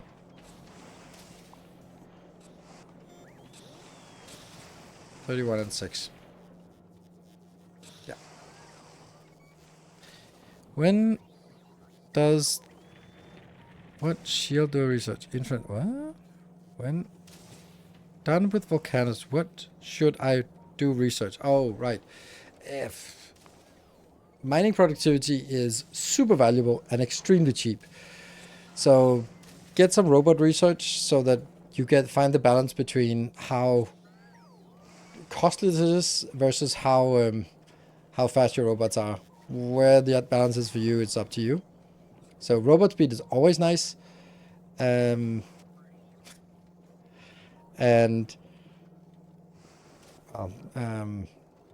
maybe projectile speed if you kind of need it for more ease. I don't know. I don't think so. But mining productivity is nice. I think steel plate productivity is really valuable in the beginning. It feels like, wow, this feels like cheating because this wasn't something we had in the base game. And it's like, seriously, just free steel production. Wow. And then they'll be happy. Okay. I think this is a beautiful design. I think that it was a lot of hacking, but in the end, it actually looks really nice. I'm wondering if this block should be moved one tile up. You know, it's the important things in life.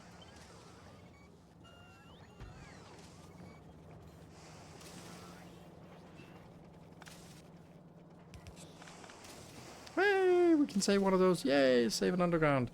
And what about here? Is it still connected? This one is no longer connected. But it has to be like this. And then everything has to come in again. I think that's better. It looks like you want to get a little bit off the path here, if we can. There's this magical limit here. Cool. So that's good. Happy. This is also a really neat build that we are not using right now, but we can. Do we need steel productivity with Vulcanus though? Yes. Because you still need a lot. And you can... So, I still... Now to go for Fulgora. Yeah, I think so.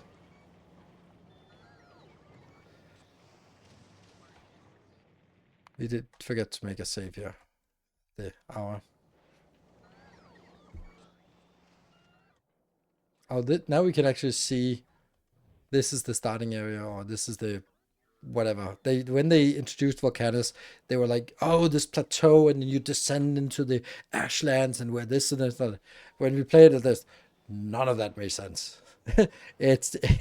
I cannot see any of it in translated into the game. It might be a good idea, but I cannot see biomes.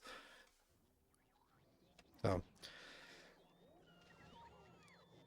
okay, so let's jump on over to Fulgora. That's a good enough planet to land on here.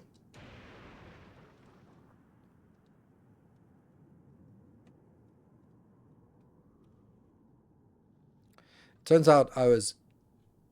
Oh, this is interesting. Why is this spawning, but this is not spawning? Ew. Oh, maybe that it's just slow on spawning or what? We wait a little bit. Delay? What kind of suboptimal, poorly optimized game is this? I love that article where... What was it? It was right before the release, and Factorio, the group was saying like, yeah, we're still working through the last of the bugs, and then the article was, Factorio not ready for release, still buggy, says developer. Like, oh my god, could you be more wrong than that? It must have pissed them off so much. Like, still buggy. Yeah, I don't think anyone would classify Factorio as buggy. Unless, of course, you are the most honored profession of all, a game journalist. Game journalists are just content creators who couldn't cut it as content creators. There we go.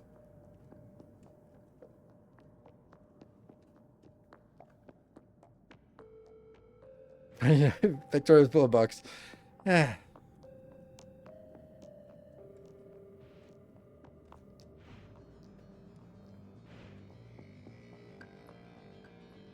So I would say that when you land on Fulgora, spend some time on scanning.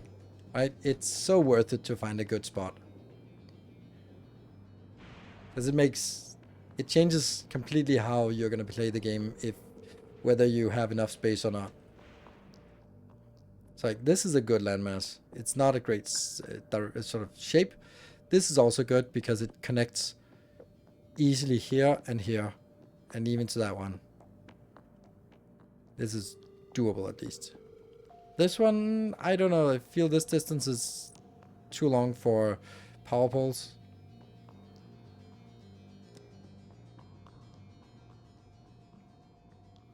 So what's the plan for Fulgora until we go to Gleba? No, it's not until we go to Gleba. It's Fulgora to unlock the electromagnetic science and the electromagnetic plants and the mech armor. And then once we've done that, back to Vulcanus and build. Because there's nothing we really need for a very, very long time on Gleba. So we want to get all the science up and running on Vulcanus before going to Gleba, because Gleba doesn't offer anything for us.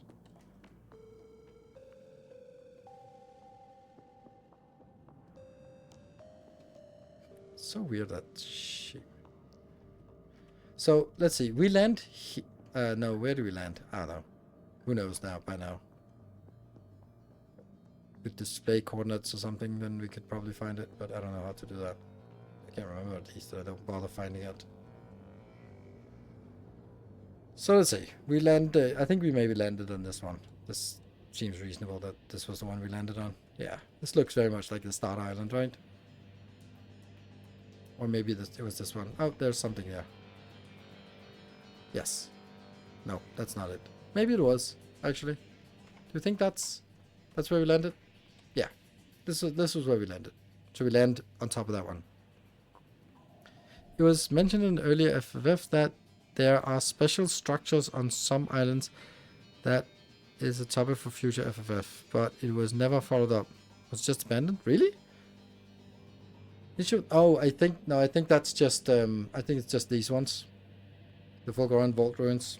I think that's the ones they were referring to. Maybe they were sort of intended to have bigger impact, like the stuff that Erendil added for space exploration. But it was probably just reduced to these things because this is now a trigger tech.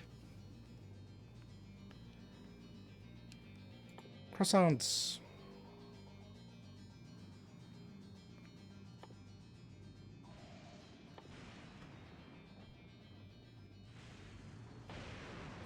Fulgora Vault Ruin. So we have to mine one of these.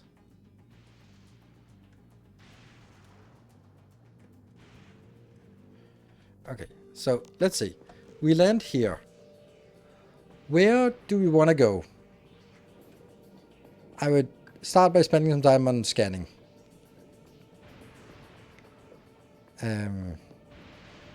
This is the best island, but this might be good enough.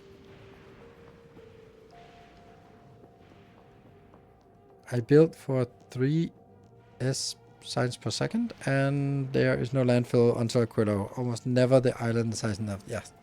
Actually, the best way to check island size is this. Also, does it fit with the grids? Like, that's 1, 2. This is not. These are not really working. Well, this might be a little bit. 3, 4. Like, it doesn't really fit very well here, but there's some juicy ones here. And we're going to be much more limited on Aquilo. But I would say that find somewhere you can. We'll probably only need 2 places. So I think that should be the premise of saying you find 2 city blocks next to each other. You must find an island that's big enough and has like 2 city blocks fully wrapped. Yeah, the best island also has other ones nearby. Like this one is definitely better. Also, it has easy access to 2 next to each other. This one also is good. Because that has this access and this access for just accumulators and accumulators, and then we can build something here. Want some scrap to mine? Yes. Oh yeah, this is very scrapless, and this is also very light on scrap. Although scrap in the beginning is something like, oh, you never need it. This one doesn't really have a lot of scrap. But, you know, trains.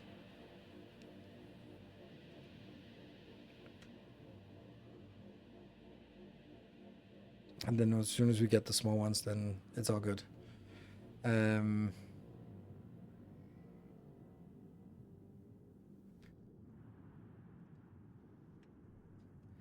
I think we'll take this one because it's small.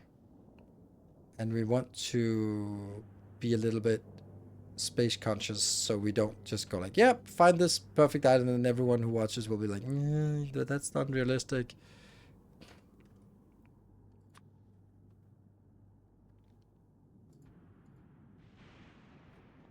This should be the starting point.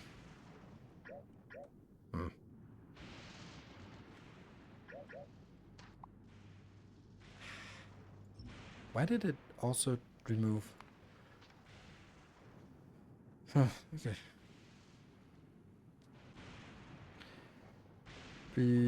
Will be the recycler thing you did in Let's Play the way to go? Yes. Something like that. Which actually means this is probably not even going to be big enough. Because we're going to need a liquid bus. We're going to need basically, I think this... I need to move it.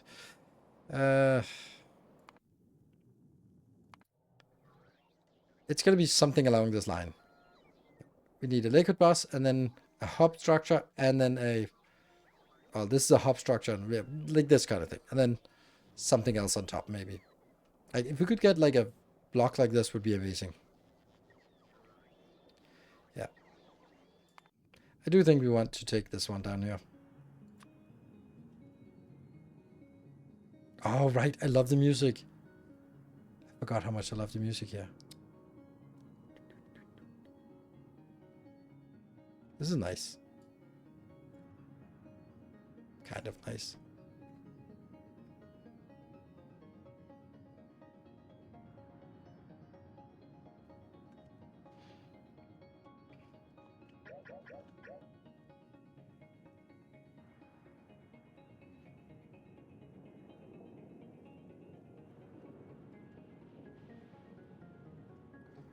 Ooh, big island. Well, hello there.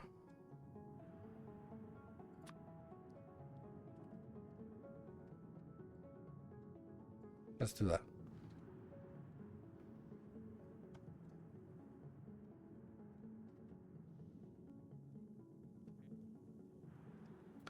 And we will have cliff explosives as well. So we should do as a bigger brush size for this. Oh, there you go. Good. So we have cliff explosives. So we can just kind of assume that all of this is gone now. Little bit harsh assumption, but still. We probably need a new blueprint book for this.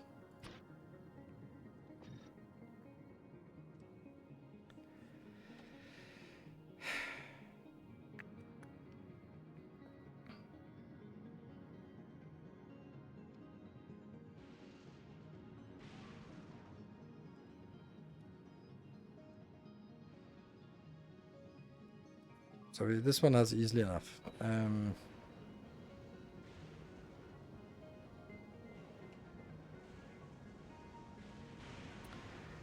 So obviously things are breaking here. Let's just think about what it is we want here.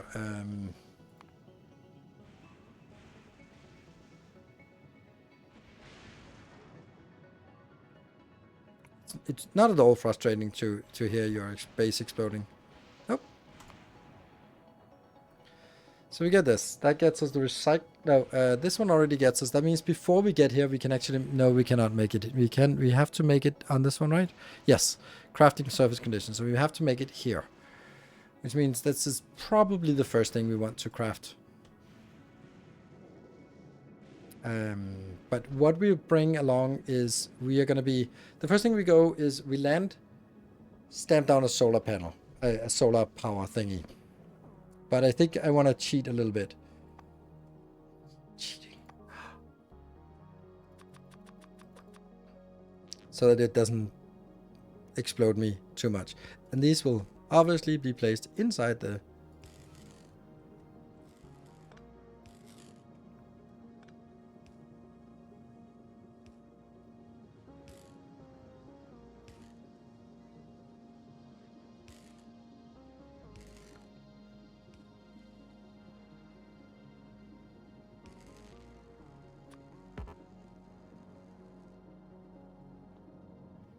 Good. So this is safe. It is so weird that there's no clickable option here.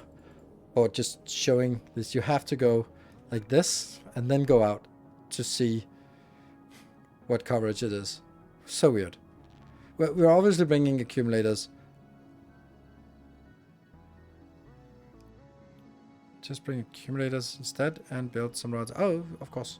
That's also what we want to do. But let's look at a design for... let's see.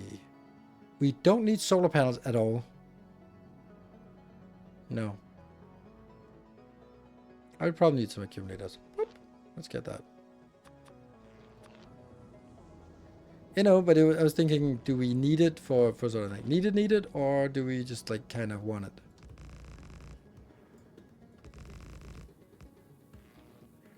What would be a good pattern for this? I think the pattern we had previously was fine.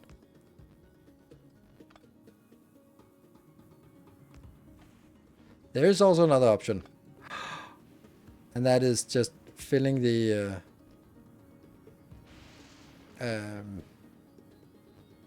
filling all of the internals here with like this. That would also be an option, right?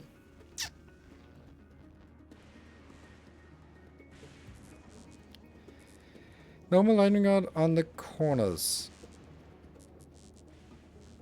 Normal lightning rods on the corners plus sides of 50-50 is enough. Really? On the corners? I mean like this? This, and then in the middle? If it was powered.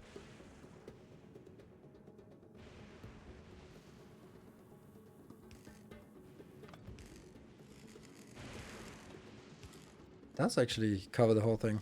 What about if I moved it in here?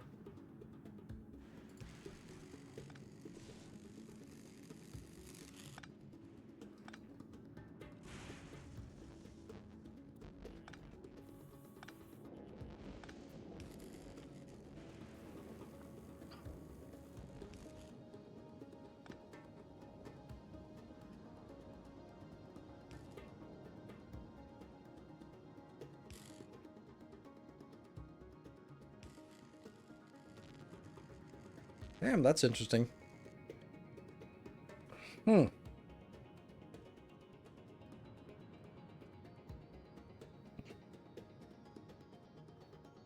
Thank you. Very nice.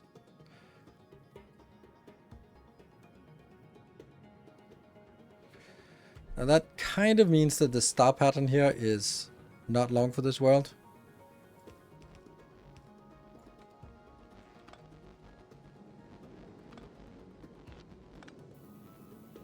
What? Oh right, it's this one that got in too close. There.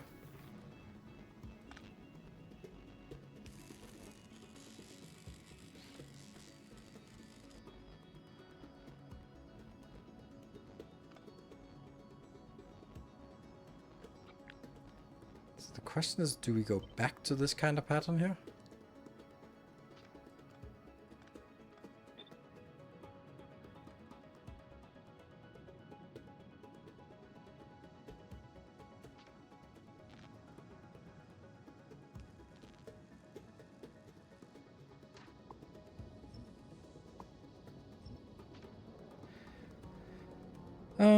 Does quantity of collectors relate to how much is collected or just a coverage area? Okay, yes.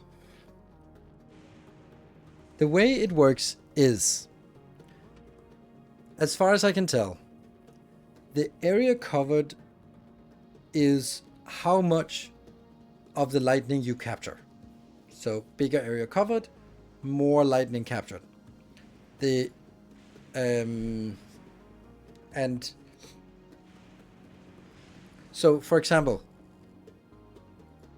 this and this would be exactly the same amount of energy we get from the lightning storm because it doesn't cover more area.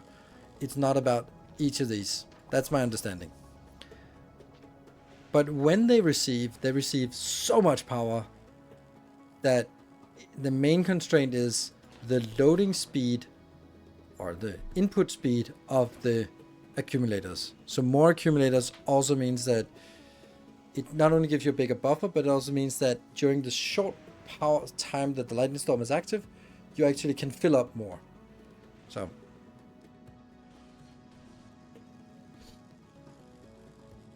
but if you have more towers, you will collect more power though. Each tower has a limit to power that it will consume, right? Yes, it has a limit to how much power it can consume, but I don't think it is... Oh, you know what? Fuck it. There's only one way to find out, and that's... We're going to do some testing now. This is... Let's do some testing. Right? Let's reduce all this. We only have one city block. Right? And this one will now be not an optimal design or anything, just kind of... Heck.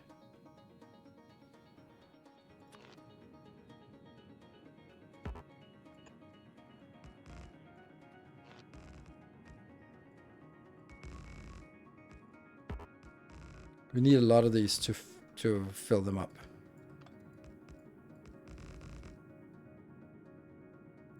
Really? Hmm.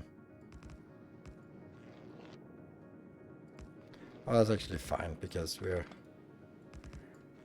gonna need to have...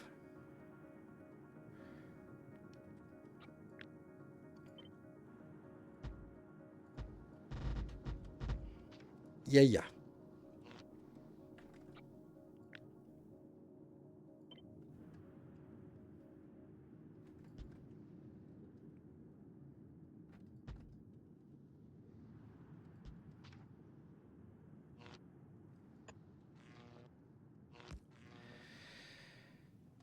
And then we built...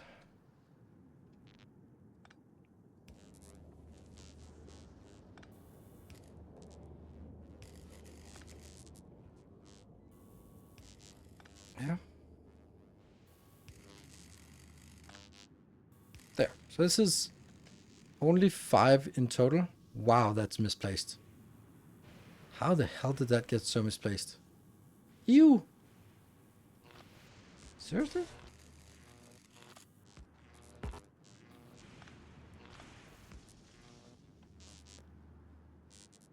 What the hell? 7? 7. Okay, so it was just bad. Nice.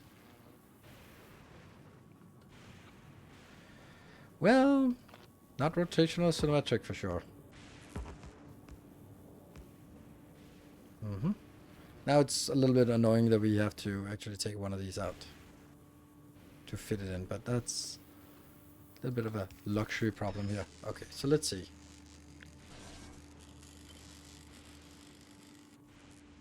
Rotate, and then it's only in the middle that rotates. Yes. Not the power poles. Good. So, in this case, we have 5 of these. They are having 20% efficiency. And we need to take all these out until the lightning storm is done. There. Lightning storm is done.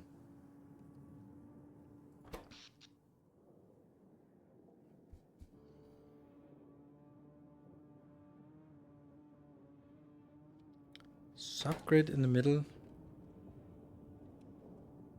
Oh, that's fun. That's interesting. Really?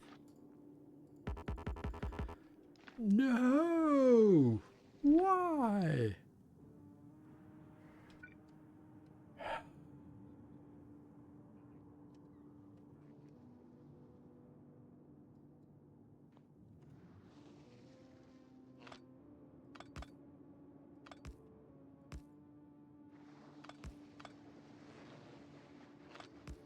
Really? That many connections are necessary?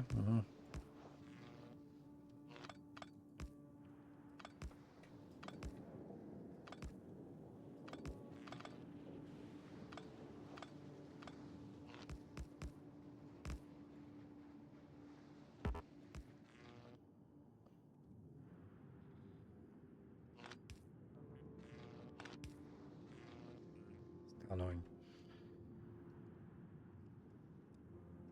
Okay, now arrows pointing inwards. Nice.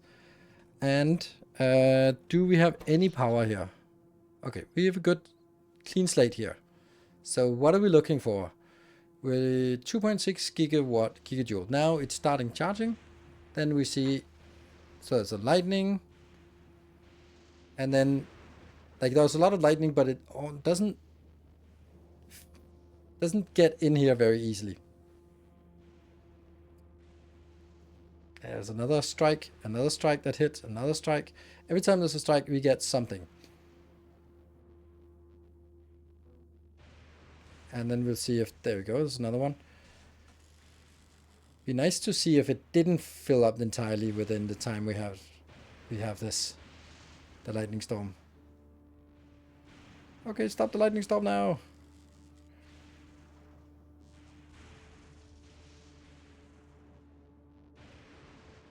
There we go. Okay, so it does fill up all of the accumulator charge.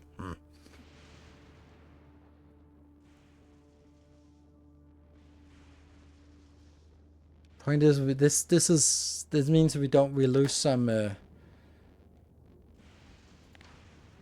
lose some information here.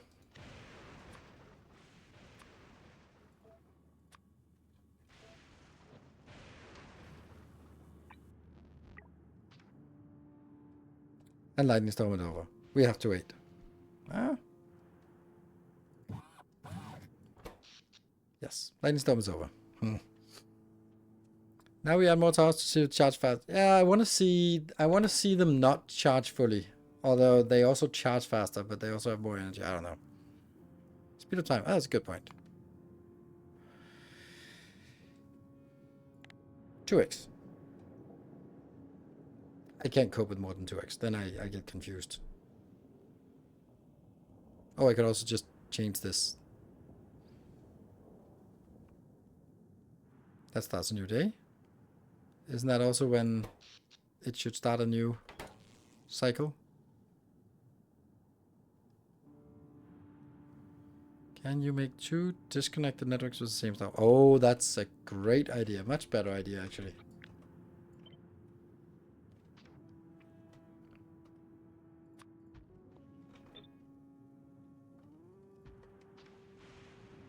Oh, the lightning storm started. Okay. They're not disconnected. Damn it.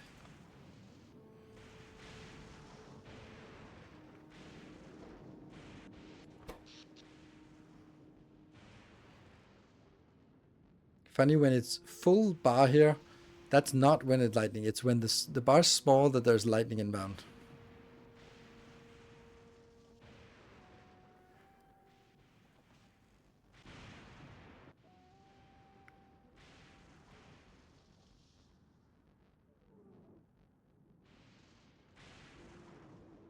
You use legendary batteries. That's true. That's intended.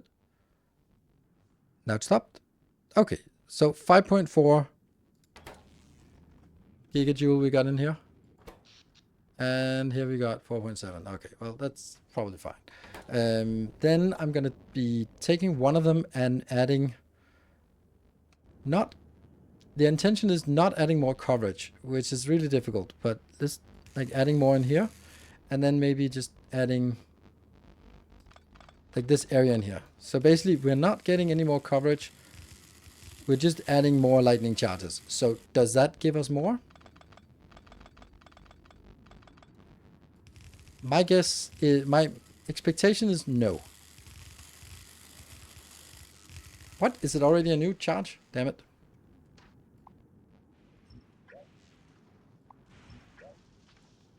Too fast. I should have stopped.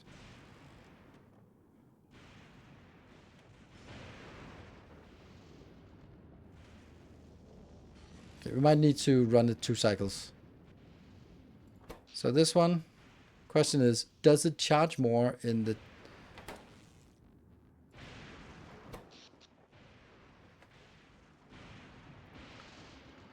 This one was like 5 point something last time. And then it should stop. Good. 6 gigajoule. This one, 5 gigajoule. Okay, so I'm going to be doing... I have to do another test where everything is like this.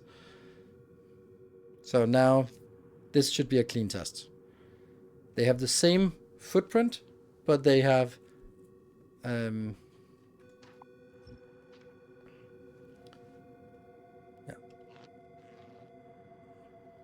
the same footprint, but this one has way more collectors. So is the number of collectors impactful? I am remove accumulator. That's a good point.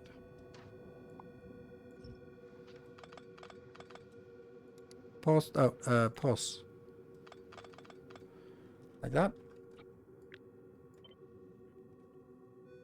Yes, that's a good point.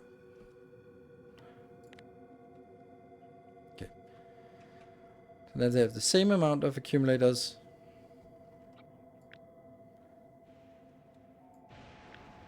$192, and this one is $192. And now they're charging both at...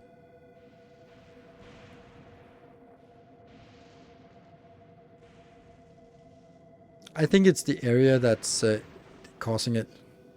Like, when there's a lightning strike, it'll look at the area, because there's also something, if you look at planets, then the planet has a metric that says lightning per square.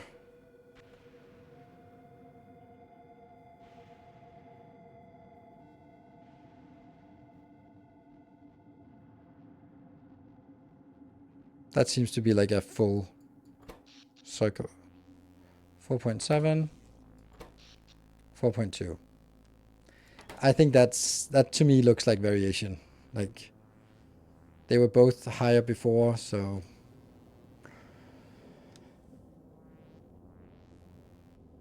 yeah, we can let another one run and then it'll be the average of 2 cycles. Even though, even in this case, we're also using a lot more, so even if it just has a minuscule effect, then it is a big variation. It's a 10% variation, so not to be discounted. Right, they're both legendary. 984 legendary. They're exactly the same.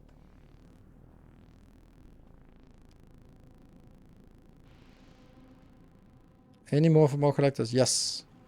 But that's not what we want. We don't want, this is not about more, this is now about sort of having it exactly the same here. When to build cargo ships? You need a cargo ship immediately when you land on the first planet, and then when you get to the second planet, you probably want a second cargo ship, and I don't know, continuously. When you need to build one more, or I always have one more than you need, or when there's a hype train. That's how I usually did it, but then we wouldn't really be doing many spaceships now, would we? Because those have been a rare sight. Okay, so that looks like another cycle there to me. So this is 11.1 after 2 cycles, and this is 8.2. So this is a difference. This is clearly a difference. But is it a difference that warrants having this many more? No. And if you just look at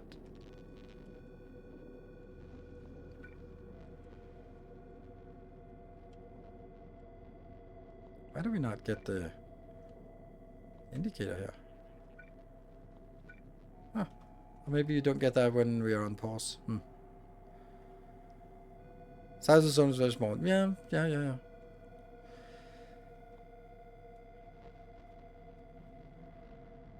But then if we were sort of doing the opposite side of the experiment of just going like having this one being a bigger area,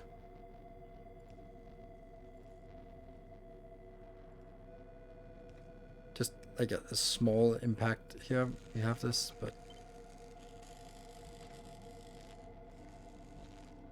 so now if we look at this, no, collide.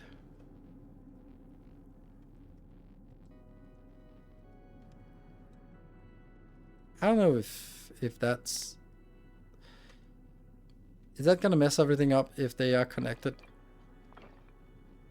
It probably is. Okay, they're not connected now. They want to connect, but they're not. Oh. Right, just want to make sure that they are not connected. Yes. Okay, so now pause. I keep hitting space for pause. There, put them back in.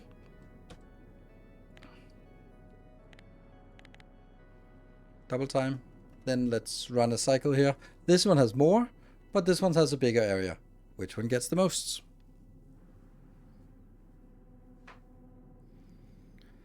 And then we should take a break.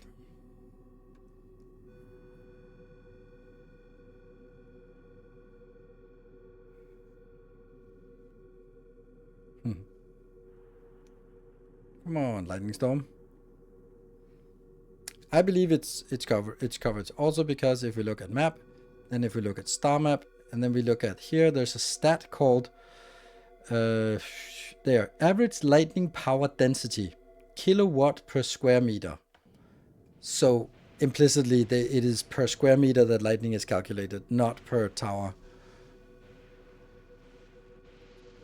But you know, those metrics might be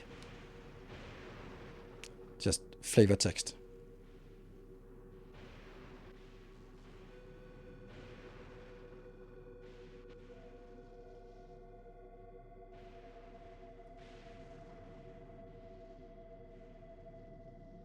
Yeah. And that was the cycle. 4.7, which is corresponding to what we had last time, and 9. Okay, so twice the area, twice the power. Very simple. The other one was like, we could argue whether that was statistically significant, but here it's pretty obvious that it's pretty much twice as much area, and therefore it's also getting twice as much power. Done. With only one rod in the middle and extra accumulators to see if they charge more if you have more accumulators. That we know. We know that answer. Because what you see here on this graph is it generates a huge spike. You can see here, 369 megawatt. Or, yeah, megawatt. And it's time. So it's megawatt for a very short time. So when that comes in, if you have more accumulators, then more of that can be absorbed because each accumulator has a fixed input, max input. So, woo! So now we know. It's not the number, it's the size. I don't know. Take that analogy and apply it to what you want. I'm going to take a short break, then we come back. Then we can hope.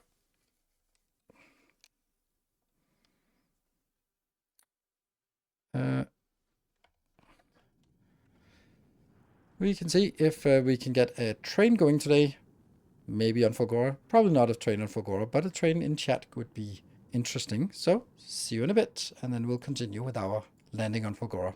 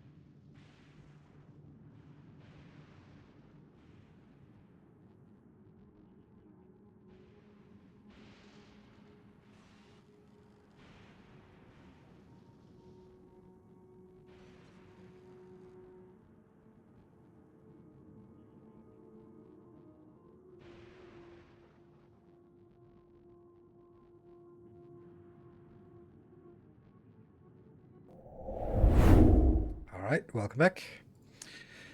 So Mythhawk, that's an analogy, and analogies are like concrete planes. They might perform exactly like a normal plane in a wind tunnel, but they're not gonna fly. So analogies are good for explaining stuff conceptually, but they're not good for testing if it is really the case. And what we needed to do was test to see if this was actually the case, and therefore we needed something better than an analogy, and we needed actual testing. So an analogy couldn't really be used in this case. Boop, boop, boop.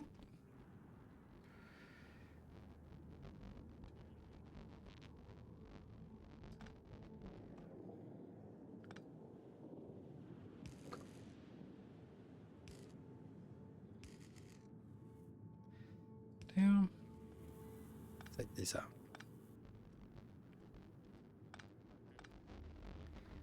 Just a little curious about the amount it would take to cover the whole area. Like if we did this, if you also did something like this, it would of course be too many. But I'm kind of thinking it would keep the same structure, and then it's not enough. Like somehow it has to go in the middle here, and then it actually just squishes it. So that's interesting. So our beautiful star pattern is no good here. There's actually 2 substations in a small room.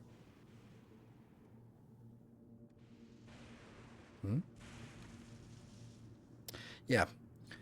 Well, I just really like trains, especially in Factorio.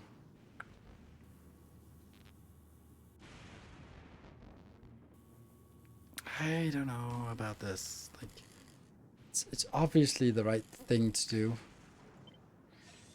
The collectors in the center of the path, it'll be enough to adjacent. Yes, it will. We tested that. But the thing with this is that I don't cover the middle of the block here.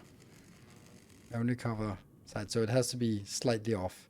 Which was like, I was thinking like, oh, right, whatever. Then just kind of build them a little bit to the side. But it means that it's not going to be symmetric.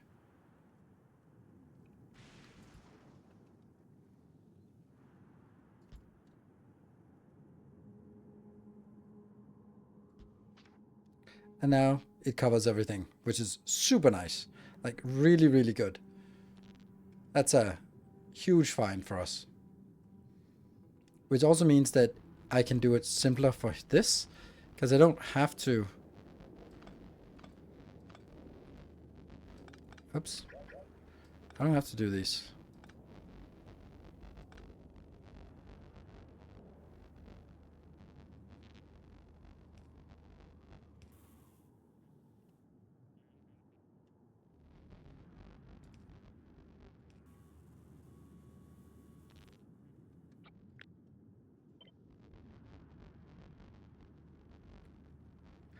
But, yeah. Well, actually, these don't need to be here, though.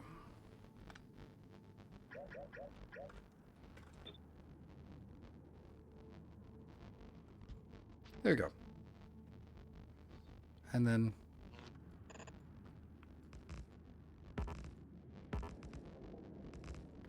So nice that we don't have to worry about anything inside. This is a huge advantage, actually.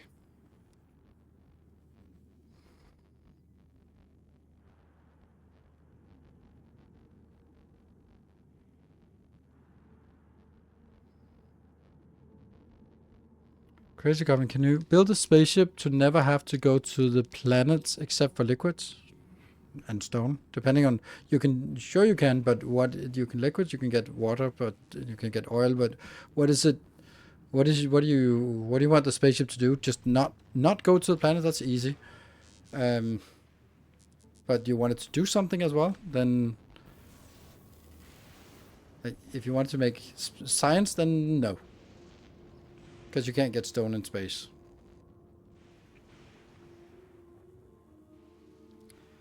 Two routes together. Oh yeah, there's 2. Yeah.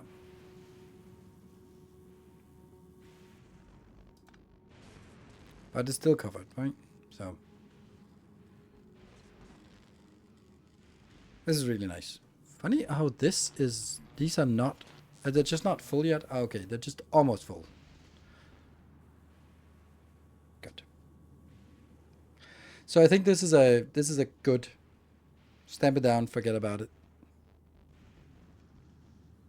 You can get stone in space. Oh, please tell me why, how. Except for, no, you can't even get the giant things. How do you get stone in space? Because then you solved something that no one has solved for the say last since Space Age has come out.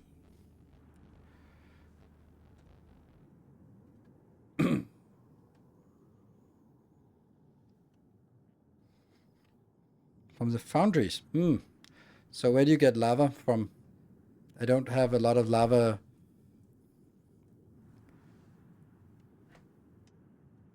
So you need to get lava in barrels and launch it with rockets. Space lava. So if you're importing liquid lava to get stone, you might as well just import the stone.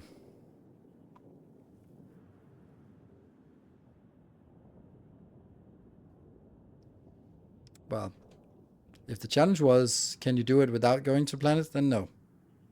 Can you input lava in barrels? No, I hope not. No lava barrels. Nope.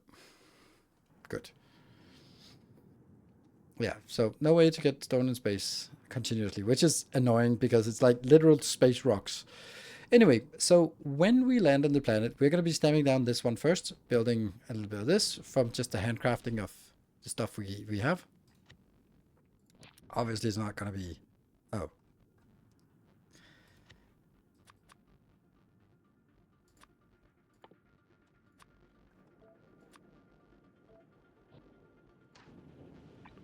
There we go.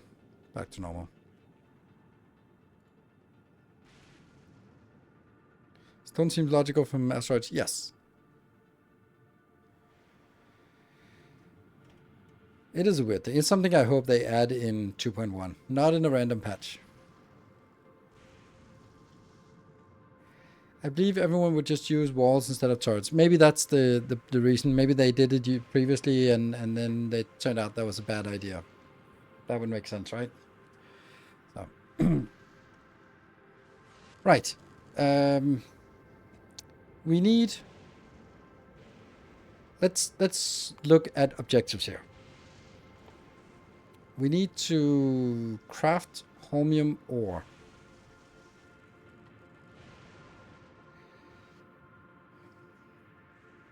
So we need a holmium, we need the whole holmium process going with the liquid holmium, the holmium plates, the whatevers, these kind of thingy, and superconductors, supercapacitors, electrolyte, all that stuff needs to sort of 5 things.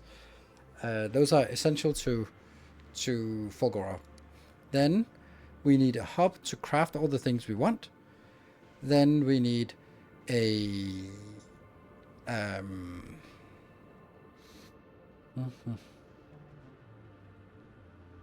like a landing pad. And I thought there was something more. Oh, right, the scrap recycler. Yes. So, and then we later on also need to make like the modules and stuff processing. Maybe modules, maybe not. I don't know. But I think we want to see if we can make a scrap recycler that fits into 1, maybe 2. Oof. Oof, oof.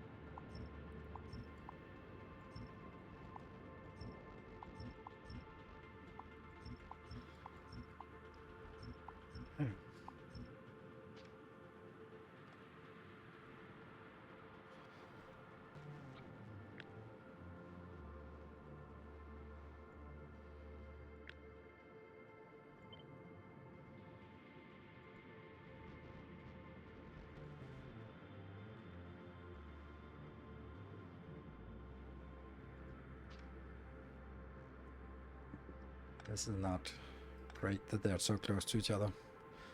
Don't know how I would change that.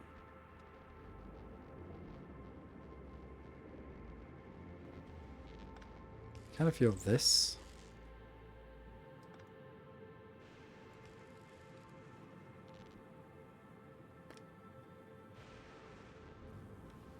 How did that gap form? And then the middle... Oh no!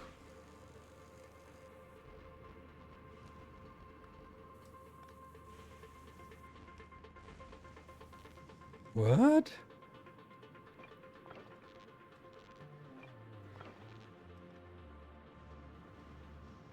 So that works.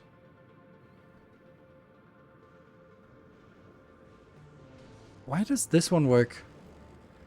And this one does not work.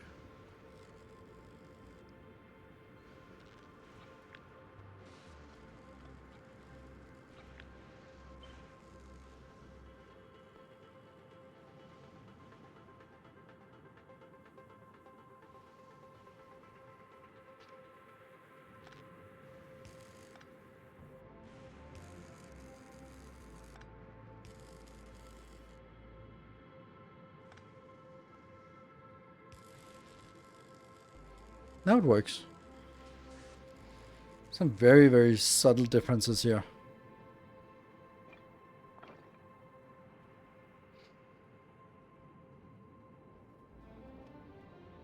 I mean, I know there's extra here. And this one somehow works. But this one is no longer working. I don't understand that.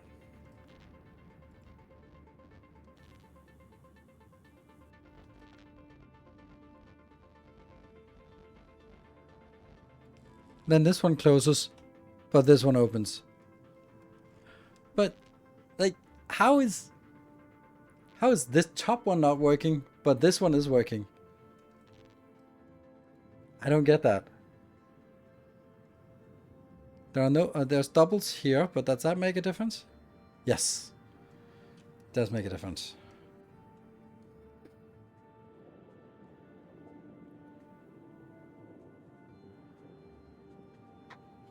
It is so close, right?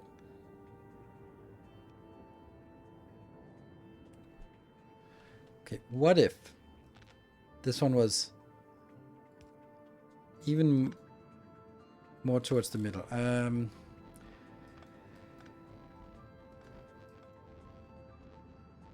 See, it should be here, right? And it should be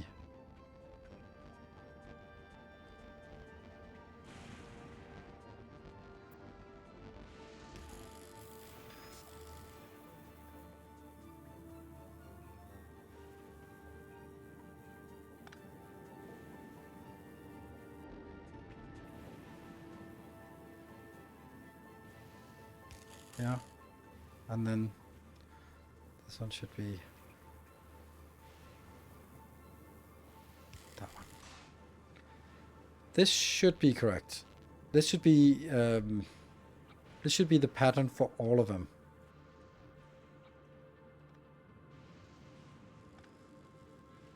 It just doesn't really fit with the power poles here, but we'll get to that a little bit later.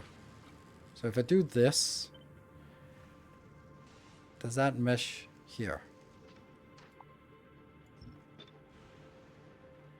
See, it places on the same location, and it now covers everything. Yes. So, consistency. Yay! And when I take this out, then obviously we have other problems that don't really work here.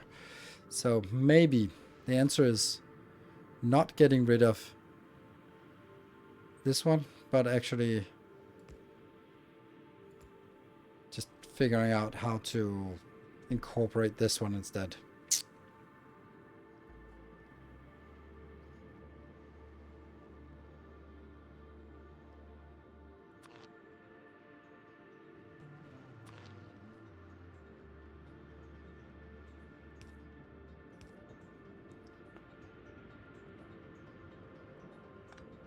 Don't know a good way of doing this, because this will be these two tiles are the middle tiles.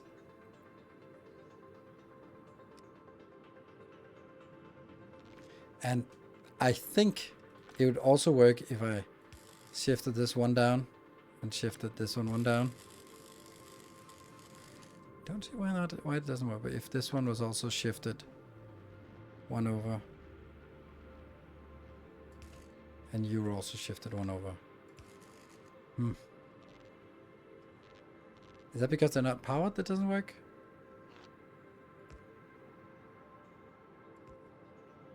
Because I really feel this should work. No?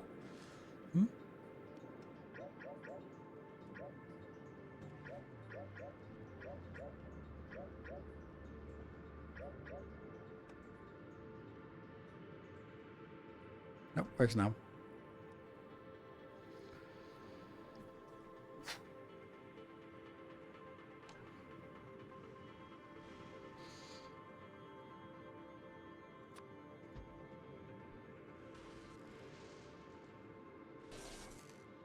What is the best way to get this one powered?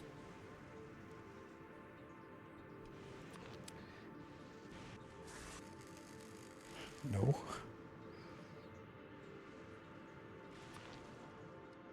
could be something like this, which is like very discreet, but also it's probably like this.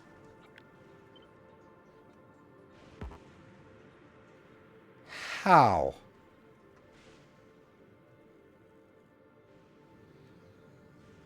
Well, it is true. Just flip it.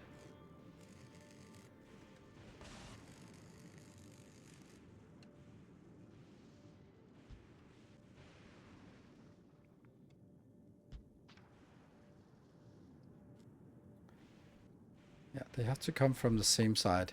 Otherwise, it doesn't make sense.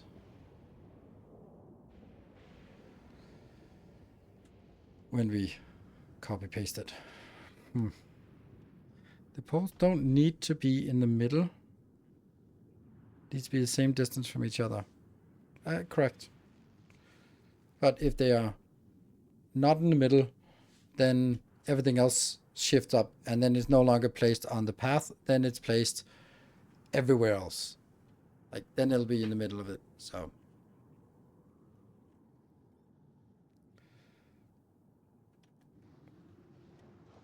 And it's because this one is down here. Then I actually, I thought it would also work if I was sort of shifting it one more down. And then this one would be shifted. Oh, it has to be shifted 2 over maybe. Yeah, that doesn't work. No rotational symmetry in this. Because rotational symmetry, then as I stamp it down, it'll overlap. It won't, yeah, it won't work. It won't look nice.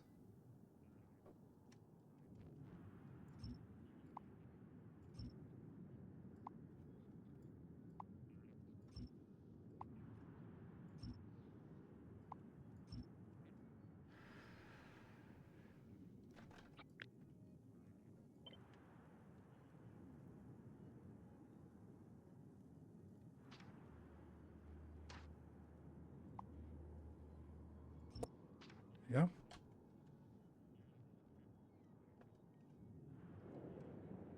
Looks disgusting.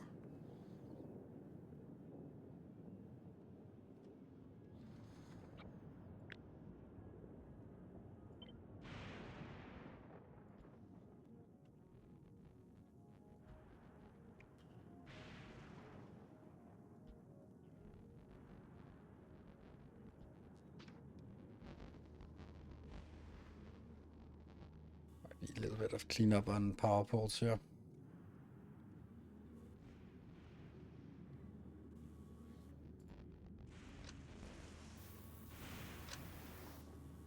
Actually, in this case, it doesn't need to be here.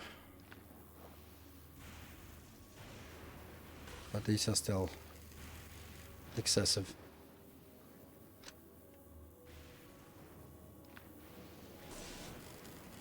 But they'll be placed anyway, and then I stamp down the next city block, so it doesn't matter.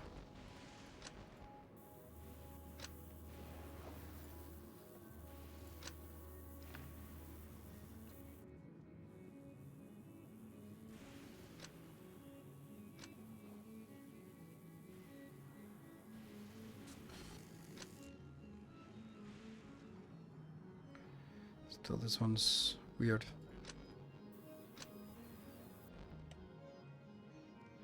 There. That looks nice. Good. And the other ones sort of have this hidden. Yeah, until the big power poles, yes. Hopefully the big power poles, or the big power poles will be able to just be placed in here and then take care of everything else. Might actually be worth doing just now, just to see how that would work.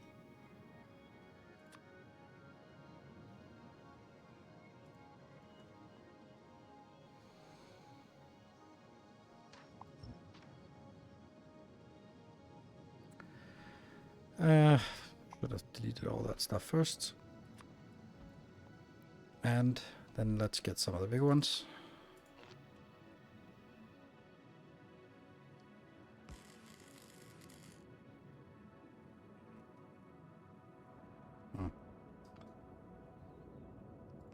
Let's make it above here for all of them.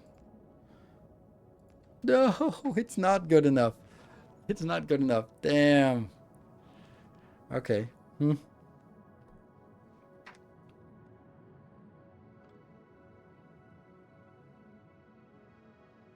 Wow.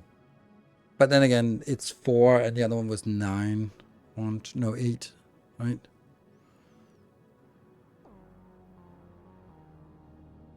Middle of the sides? Yeah, maybe. That's probably true. Middle of the sides. Yeah, of course. Which again gives us just the same issue that we have had before. And also that it doesn't cover the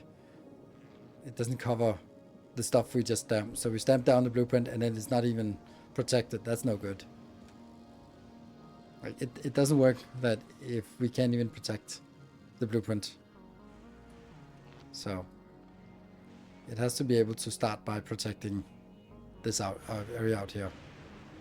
It can be not so much protected, but it has to be some kind of protected.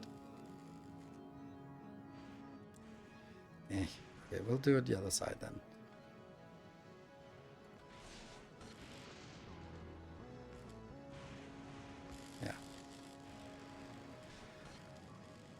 Yeah, it's the same. It's the same.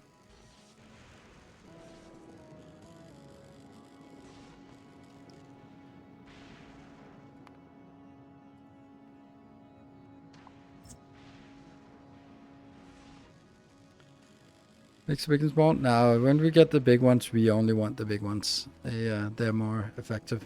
They convert 40%, while the other ones only convert 20%. So, and that's before productivity. 4 stops inside each block? Nope. I'd much rather just throw extra down here. These are not super expensive. They're a little annoying in the beginning, but they're not.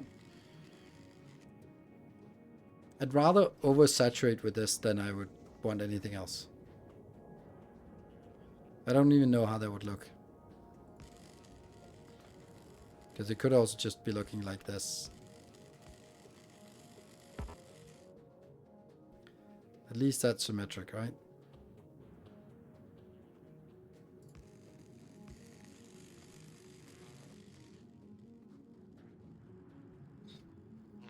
Gives us plenty of coverage and it's all good. Then our expensive, just put them next to the big power poles on both sides. A little collective blueprint, maybe. Yeah. Umbrella, that's... I think that's just easier.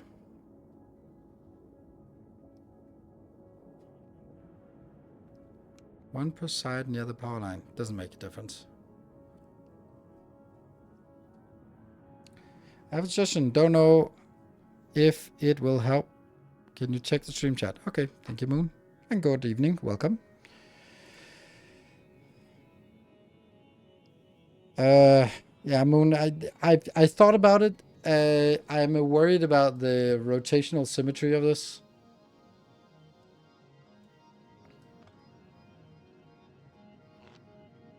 Damn it. Fuck. It works.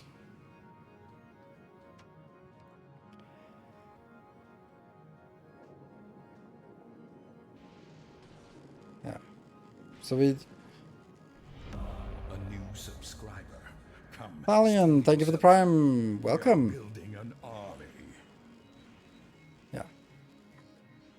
I don't think it's not I think you have to be really hyper focused on this to see that there's anything wrong with it. But the problem with this is that as I copy it, it doesn't put them in the same place. Let's see.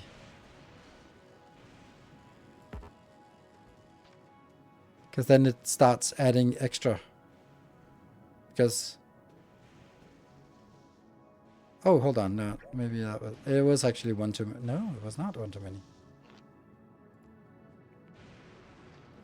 And thank you, Silver Seasonal, for the 200 bits. This is my one true hope that we can get a train going today. It has not been possible lately. It will add extra, yeah. That's a disadvantage. Because that means when we stamp it down, then that one here and that one Woo, Moon, thank you so much for 10 gift subs. Shall enter the fray. Gifting good ideas and gifting subs. Super amazing. Alright, well that's it then. Now if you're sitting on a Prime, now is the time to waste it. Or if you just want to resubscribe because you do somehow the badge has fallen off and you want that badge again, then now's a good time to throw it in there. Alright, Sim, let's see. Yeah, but that doesn't...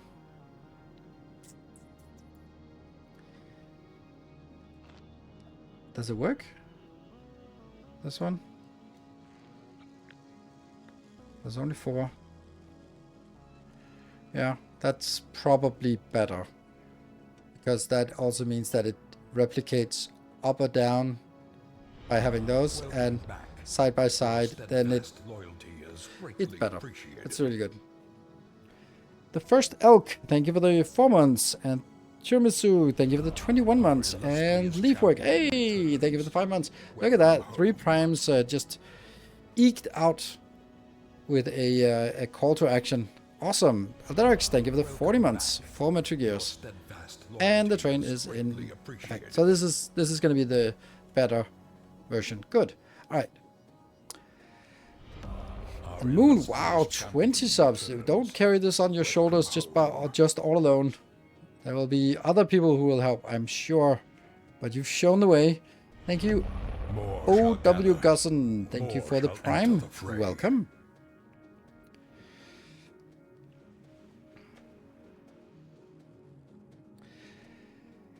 Okay. I know this is not the first thing I need to do. But it is the one thing that I feel is most important to get right, and that is this one, the scrap, the recycling setup. So, how the hell are we going to do recycling in this endeavor here? We're going to be assuming green belts by now. Not going to have a lot of those, but we're going to have some.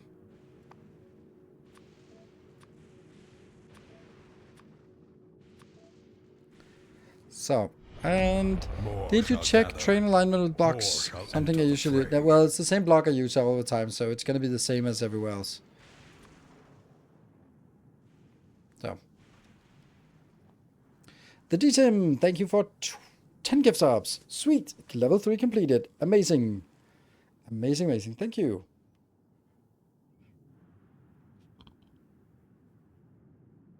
Green shirt is not blue. Yes, obviously.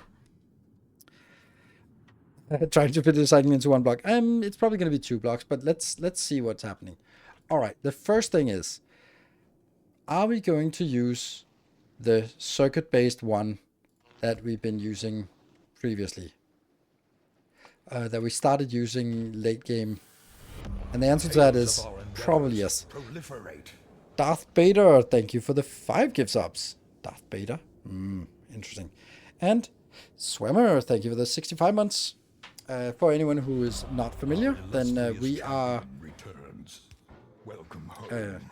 Oh, this is only for. Does it matter if it's not stacking service? It might not. Yeah, the stacking only helps for stack. Well, it does help a little bit without, but yeah, we're not designing for stacking. Welcome home. Nettle Wars, thank you for the 43 months. It does take extra space, and Swimmer with a 5 gift subs. So, I was just saying is, for anyone who does not know, if we somehow magically manage to get to a level 5, then I'll extend the stream by an extra hour today. So, the incentive for reaching that magnificent level 5 goal, and of course level 6, 7, 8 and all that stuff just extends by 1 more hour. Purely hypothetical. DDKS, thank you for the 37 months.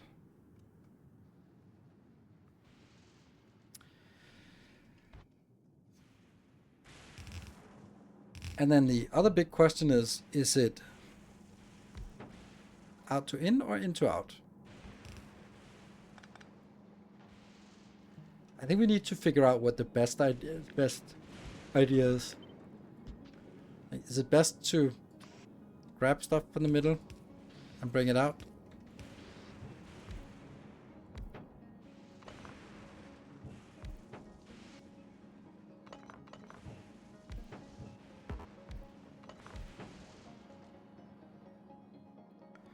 There's no quality at this point. No, but there will be quality involved in this.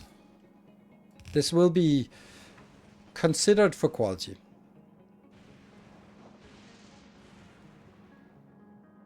You can output into splitters. Perfect. Good point.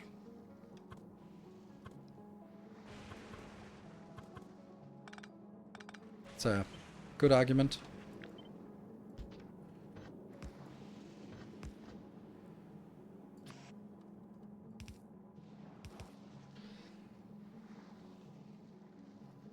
Alright, we are kind of stuck on the train, and there's a little bit more than a minute left, so if you want to get to the last half of this level 4 train, now's the time. Don't wait until the last seconds. And then we have to... yeah.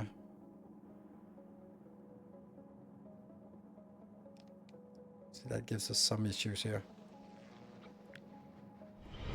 Tales of our endeavor. Thank you, Swimmer, for another 5 gift subs. And Moon with a little bit more, yes. Thank you so much, Moon. Wow. You are single-handedly here, or pretty much 80 subs on one train. More shall gather. More shall enter the Wow. fray. Level 4 completed. And we must be well on our way to level 5. Yes, almost level 5. So we end it here, and then I can go to bed early.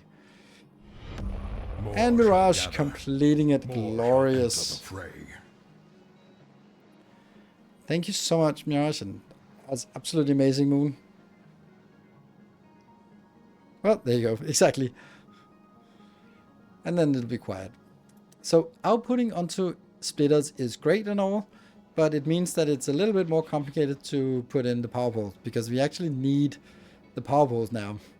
We didn't need them in the previous build.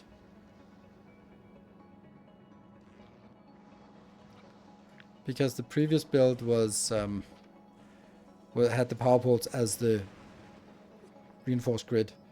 But here I actually need the power poles, and it's so beautiful, like how easy it fits in here.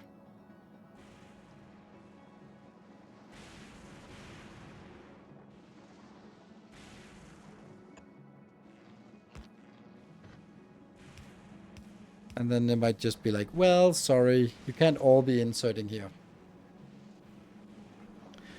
Fits on the outside of the underground, sure, but I don't think I like that.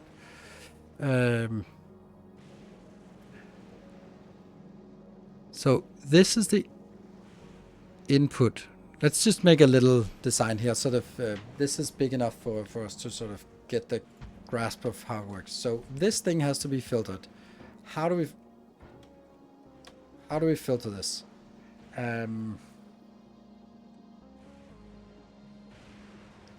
Is there anything that we go back with?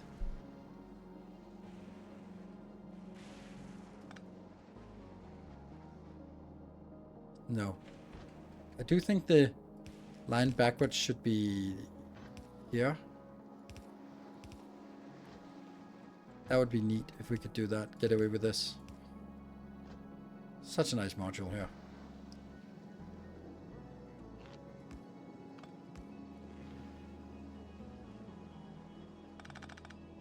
Okay, so this is how we start. And this is... so...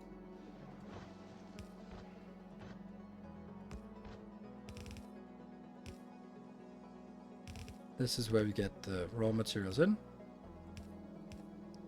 The raw scrap.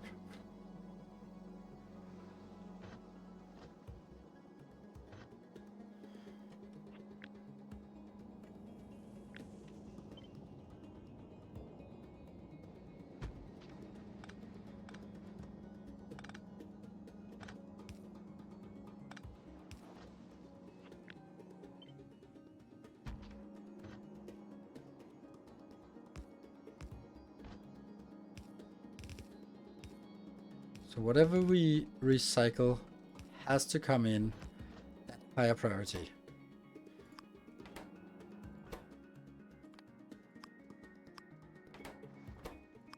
There. No, the other way around. Yeah, so whatever comes in here has to come in first. Go in, split out.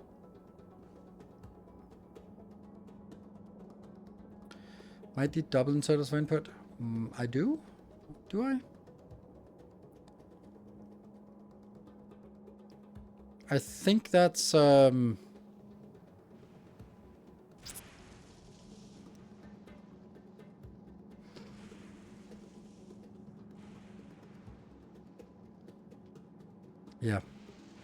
These are pretty fast, right? Maybe just worth doing a little test.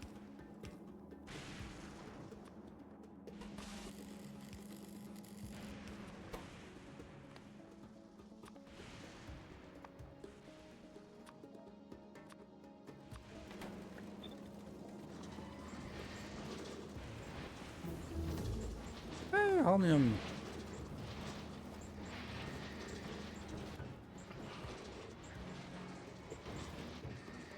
We'll eventually get more productivity from this, and it's when the productivity hits that now the reason why it got stuck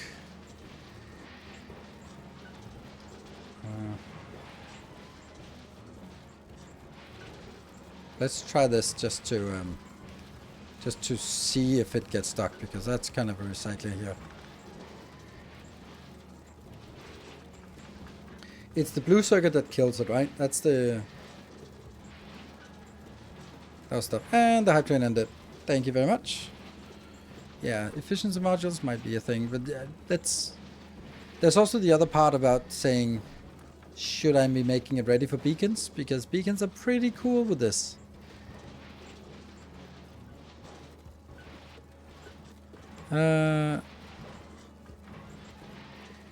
This is not a fair test, isn't it? This will also get us like recycling blues and stuff.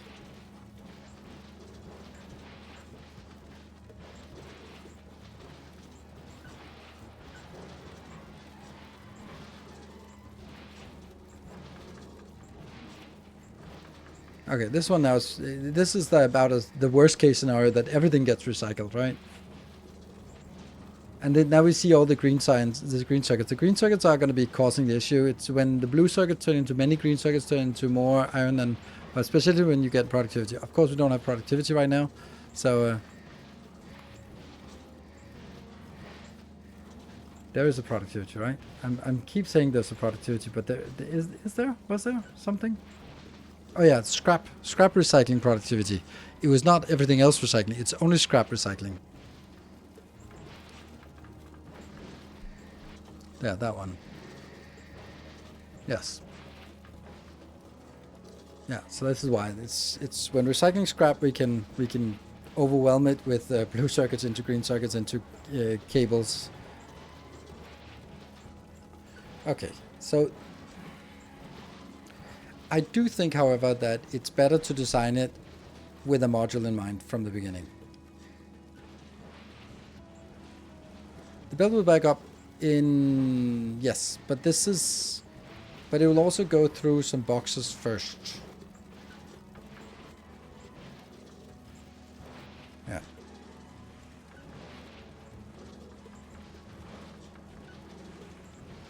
LDS recycling as well. Yeah, beacon build means no quality. Yeah, that's true. So we have to decide whether we are going to do quality on or how we're going to do quality.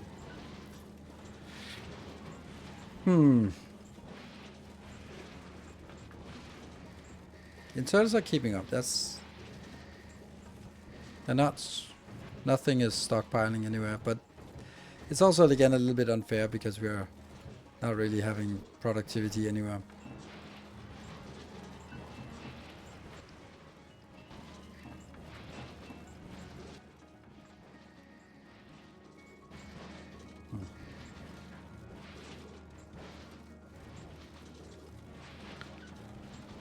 Isn't quality build better on Vulcanus anyway? For legendary, yes, but for rare quality, you get rare quality extremely easy.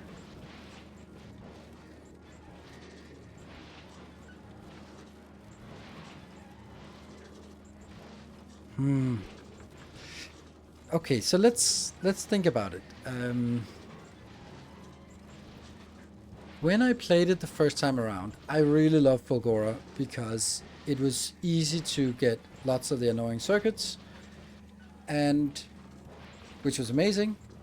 And then I loved it even more because it was a great place to make circuits with the electromagnetic plants, and also the big modules, which meant like the quality was easy, and you got like you could just put quality in the miners, so you get quality scrap, which gave you quality ingredients, and you got like really easily upcycling to quality items. Super nice. Then as we progressed, it turned out that the quantities we needed just we could not really control it with Fulgora in the correct way. How do I say this the best way?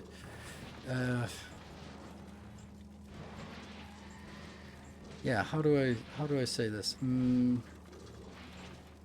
If I needed more blue circuits, or if I was lacking red circuits, there wasn't really anything I could do. Then I could just build the whole build again. I'd have to scale up everything to get more of one thing, which in the end meant that any imbalance just caused it to just endlessly grind on just to get us that little bit of the one thing that I needed more of. And that whether that's well, it's red circuits. It's red circuits and plastic. Those are always going to be the stuff in shortage, and it's for the same reason, because the only plastic you get it from LDS, because you're never going to be, or you're very rarely going to be retiring the red circuits, because red circuits are needed in such abundant quantities for circuits or for modules that, yeah, that's going to be the shortage. Personally don't like this feedback style recycler. They eventually get jammed one way or the other, or make less materials. No, they did not jam in hundreds and hundreds of hours. They jammed when I made a mistake, but then once you fix that mistake, then they ran for hundreds of hours without issue. They make less? No, they don't.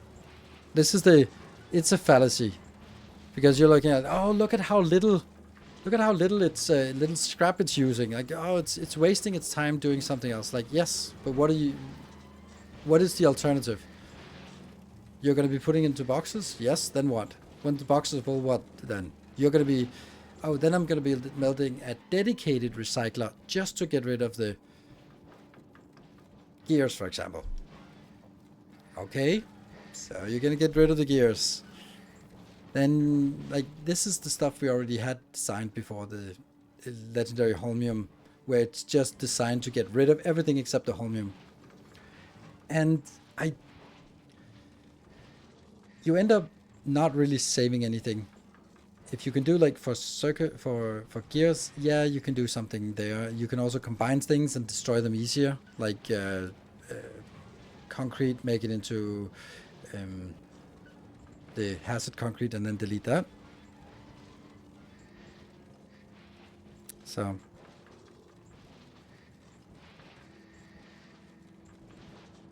just got a notification that a package is going to be delivered between 2 and 23 tomorrow. Oh, okay, well, it's gonna be getting there tomorrow. Nice. I recycled red circuits for plastic and it worked out quite fine, but I did not build modules built on Fulgora. Built them before instead. Yeah, that's why.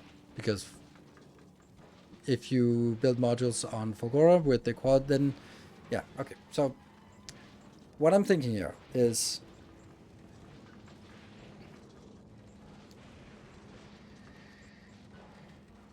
I don't think we want to make quality recycling, actually.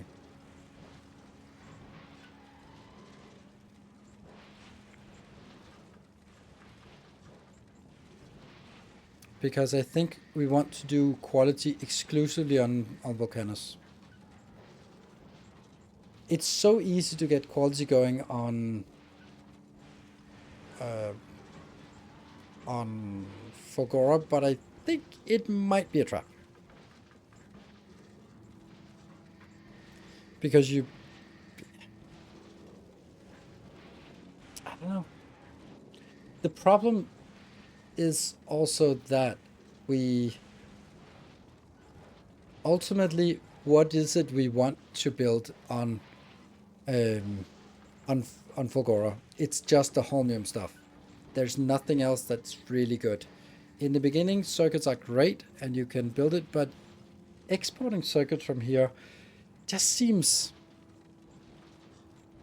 weird. Because it's not something you can reliably say, oh, I'm producing X per second or X per minute. Because it kind of depends on the circulations and stuff. Rockets are free. Yeah, basically they are. Yeah. They are very free here. But it's not because of the cost of sending the rockets. It's because I can't scale up. So if I'm in the early game, I'll be looking at it and go like, wow, I have a lot of blue circuits here. Woo, this is easily sort of surpassing everything I made on Navis. This is so amazing. Let me ship that over. Then I start shipping it over to Vulcanus and to Navis, which is nice, and it works. And then I start using the stuff that I bring in to make science, and then suddenly I don't have enough. Then it's time to make it on Vulcanus. So maybe it's worth it to do like a small build of everything, and then so that I have enough to craft everything I need here in normal quality. Yeah.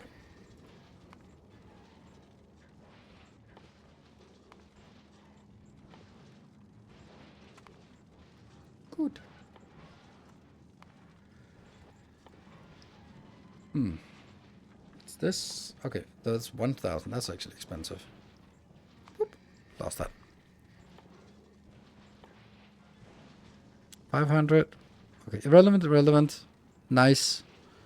Very important. Irrelevant. Nice. Very important. Very important. Meh. So the stuff that we must have is the quality module 3. That's 2,000. And this one, the mech armor, is 5,000. And this one just makes it easier. Question. Hello, J+1.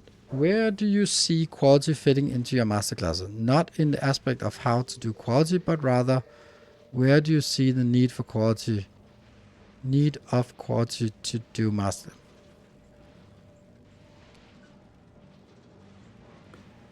Where do you see quality fitting into your masterclasses? Not in the aspect of how to do quality, but rather, where do you see the need of quality to do masterclasses? I don't understand that sentence. Now I read it twice and it still doesn't make sense.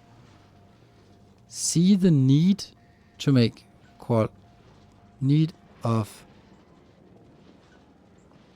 see the need of quality to do masterclasses. I don't get it. Sorry. I just don't understand. I know you have a point to it, but I don't understand like the need of quality to do masterclasses. Like, I can do masterclasses without having quality. Clearly, I've been putting out masterclasses of low quality.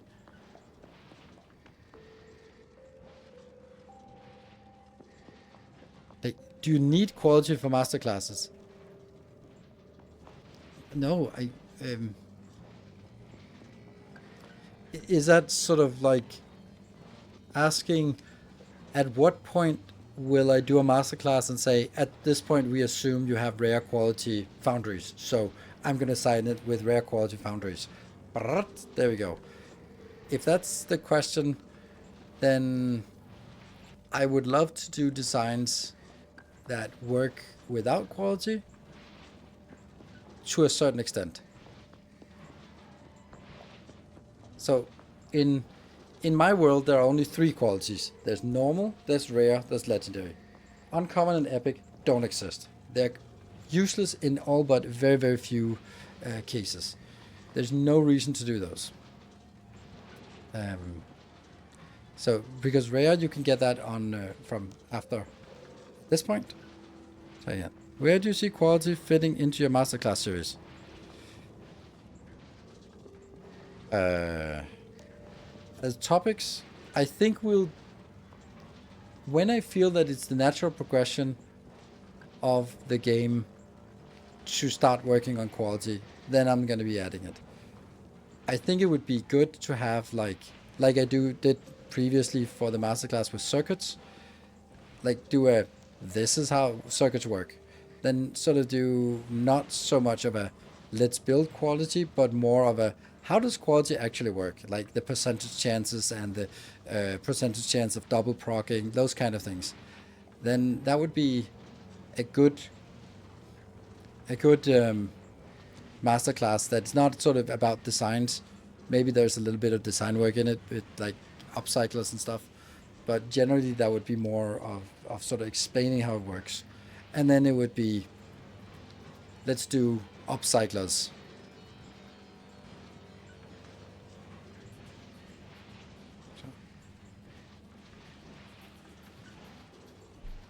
Right when you unlock restorative processing. Yeah, that's actually a good point. That's a great time to do it.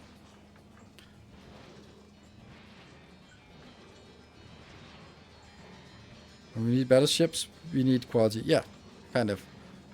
It's quality in his solar and accumulator built for space. Yeah, I did use a little bit of it because I'm solar power, solar panels, and collectors. Those are the ones that I can assume that you have some of. Yeah, and I don't think there's a reason not to do that. Whether you also have a single rare quality, that's fine. But yeah. Anyway, so I think that we are going to be. I don't know if that was the answering the question, Sebastian, and you're also very welcome to throw your weight in with what you think, how you think I should cover it. Good. So this one is just happily chugging along. It's now just kind of making noise. So what are we going to do? We're going to be building another one that's kind of like it, but different. Sorry. This one will be beaconized.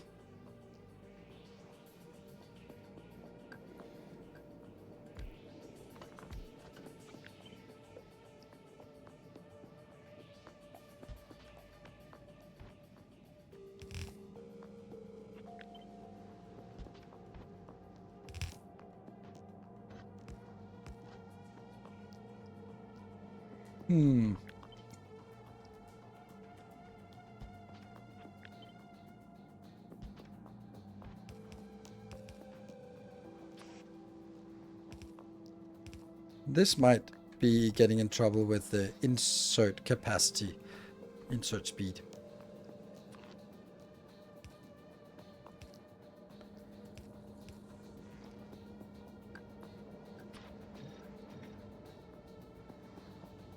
When is the test playthrough for the master classes? A long time from now.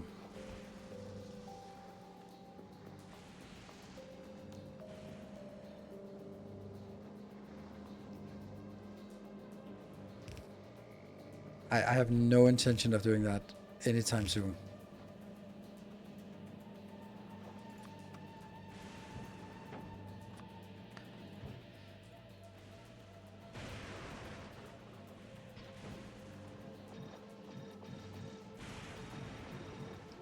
Is that worth it? We can always just change it for more speed modules here, right?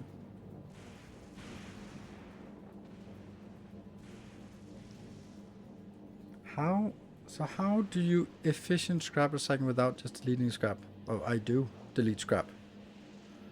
It's the whole point of not deleting scrap, but deleting the stuff when the buffers are full, because that's kind of the next thing.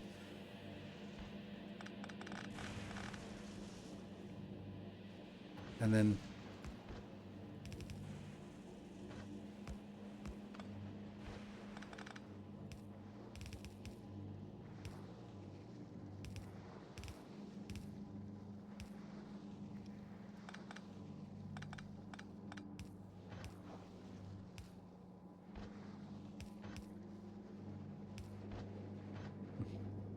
I don't know if this is going to be like this, but it could also be on the outside.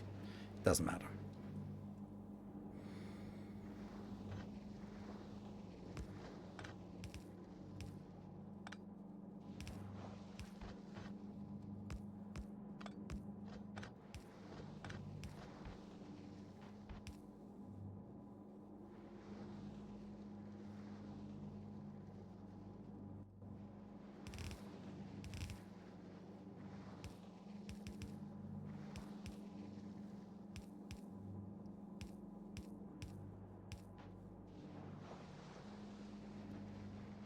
Oh, this is very interesting. I believe that for some it is the most interesting mechanic, and that it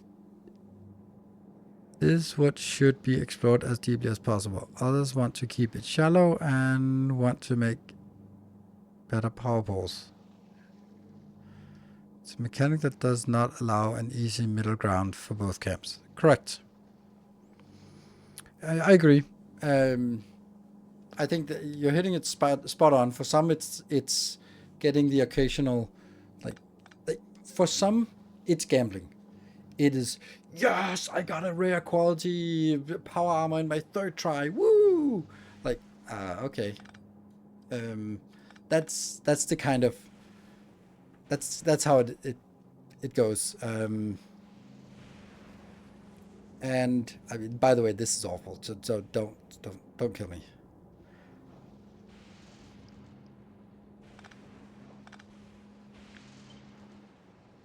Oh, like that.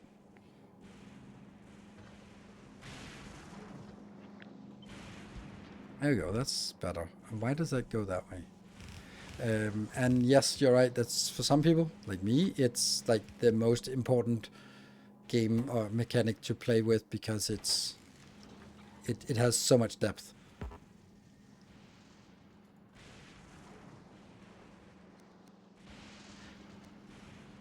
Yeah.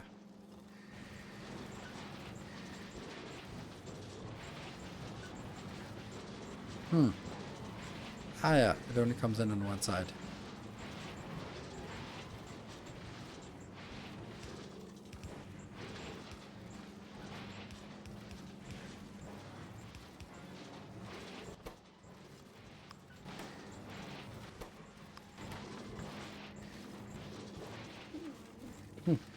This is blocking quickly.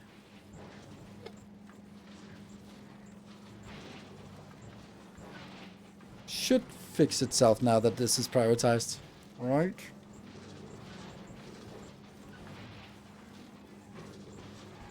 Let's do this one because this is how the other one was built. Just as a little recycler here.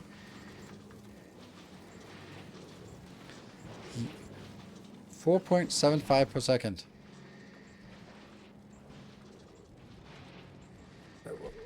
What did... There you go, 17.5 per second. Why are there green circuits? 9.5? Why is it alternating on? Oh my god, this is confusing. It's because... Yeah, okay, it's because whatever it has, the recipes are switching, yeah, so that's why it's... Okay, so we'll have to do it this way. And then let it clean out.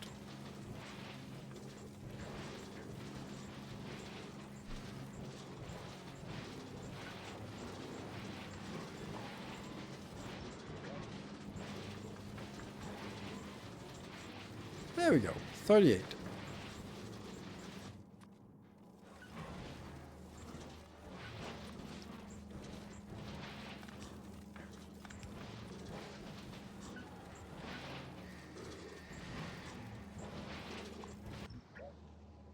It's much easier this way. 40. This is 40? This is 38. So it's the same, but this is half as many. Yeah. That is 16, and this is only 8. So that's good. It makes sense. Inserters can't keep up. Maybe when it switches recipe, that's gonna be a little bit annoying. But it is true that this is the problem with this one, that it's having issues with that. But there is really no other way to get stuff in here. Then I would have to go output on the side, but I can't really see how that works.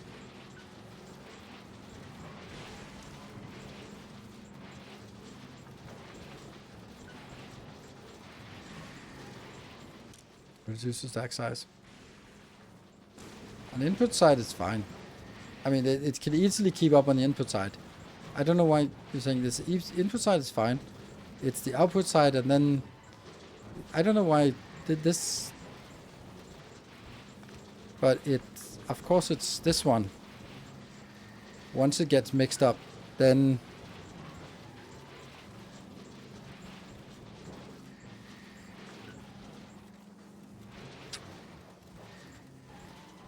yeah, what I did was oh, this is maximum reach.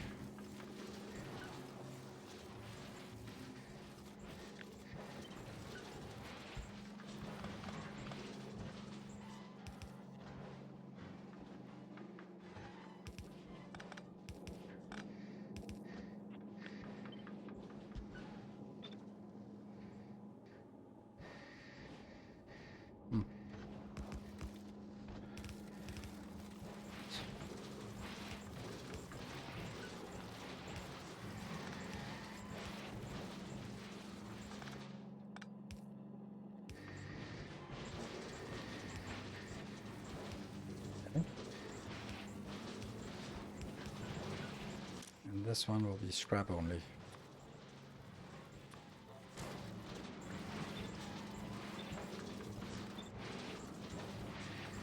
Will that work? I have no clue. Oh, and these have to be prioritized. Entire stack of recyclers so that each recycler is dedicated to a specific recipe. No, it doesn't work.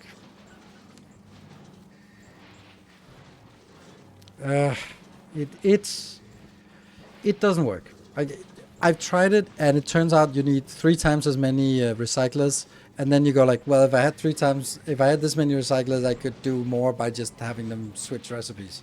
So, because the thing is, this way, there are 18 different things that can be reprocessed. But if you want to split that out, then every single one of those 18 things have to have specific, maybe not doing all of the 18, but they have to have specific recipes, and you have to filter it and then recycle it, and then it's just an absolute nightmare to do that. I encourage you to try it. It is. I spent a lot of time doing it. I set it up for where the objective was to filter holmium and destroy everything else. There we did a lot of shortcuts and jumped through a lot of hoops to find the recipes that destroyed most easily. Like making concrete into hazard concrete, making concrete into reinforced concrete, making it into hazard concrete to destroy it. Like those kind of silly things. So.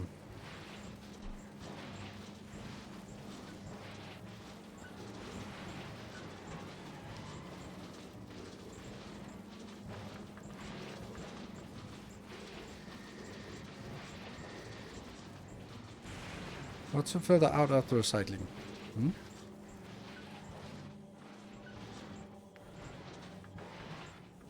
Maybe put the underground to go under the recyclers to avoid the squiggly. Yeah, that's true. That was also how we did it previously. Thank you for bringing some sanity back.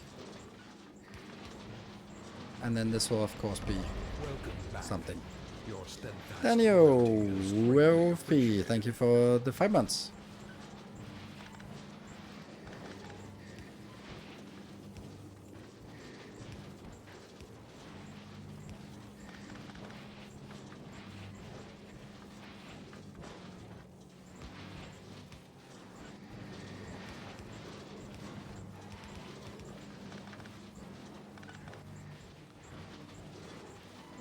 But this is the problems. And they say, no, this is just concept art. This is definitely not enough because this one was only like doing 38, and we are we'll need 3 of these builds to consume those 2. But it begs another good question, and that is, then what?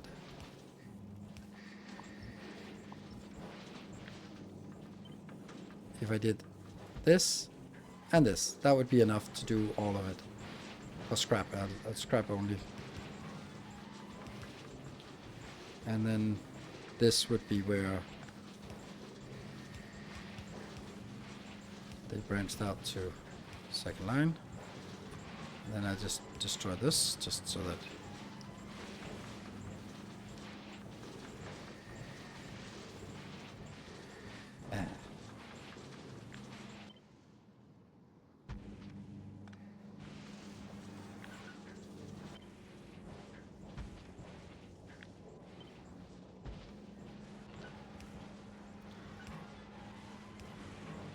I don't know. This seems like it could be done better than this. But if I put power poles into the middle, then they are... Yeah, how... I could put substations on the outside, then I could win back this space here.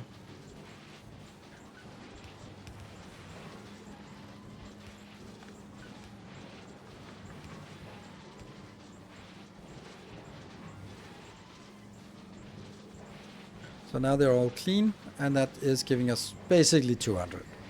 Basically 200. Room for lights. Yes, that's what we were thinking.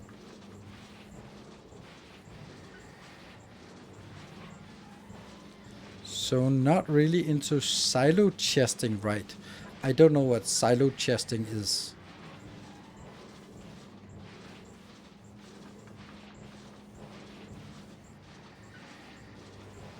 Return belt on insert time, yeah. Yeah, that's the return belt is kind of dead now. I won't be able to tunnel through no, but I can tunnel through this part. I'm just kind of seeing all the bad stuff here. Like, I'm not super happy about this.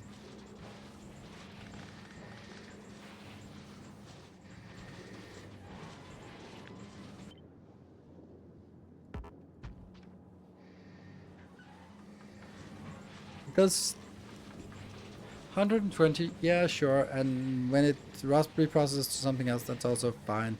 You could also say that now we can also just do this as a return belt.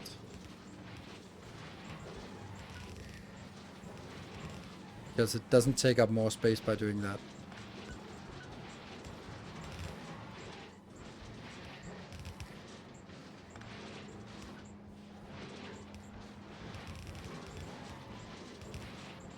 And then that way decreases how much this could be consumed per here.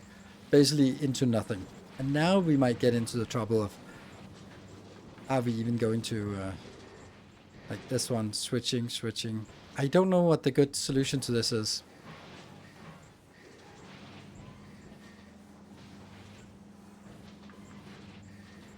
Especially the last ones will be switching a lot. The first ones, probably not so much. I also don't really see this as...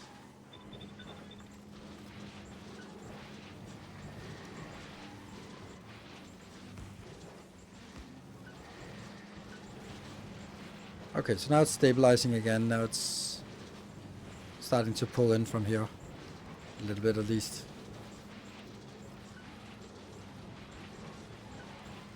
You can see there's a lot of blue circuits that are sort of stuck out here, and when they start to get taken in, then suddenly there will be a burst of green circuits on the belt.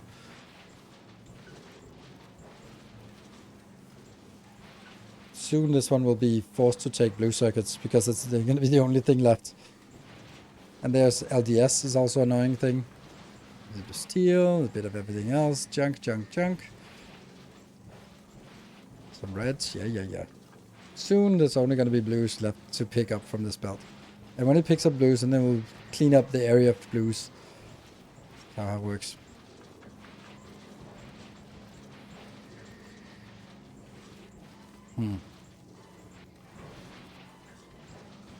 Doesn't seem to ever want to take out the blues. There we go. There's some blues now.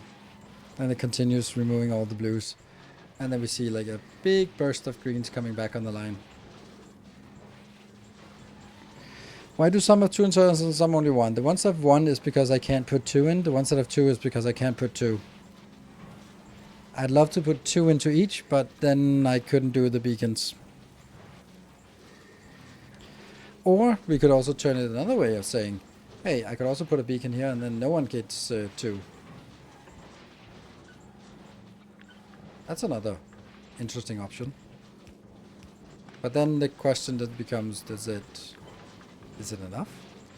That's gonna make it...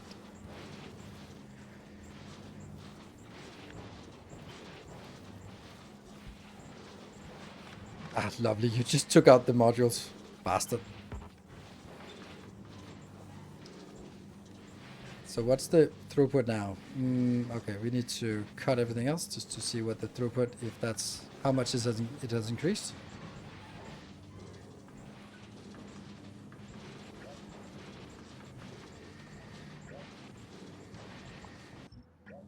There you go.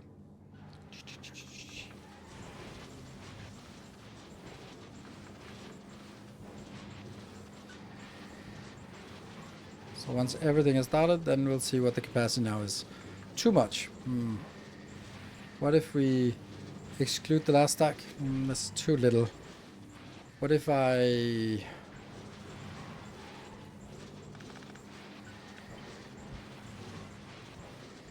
got this one? Pretty good.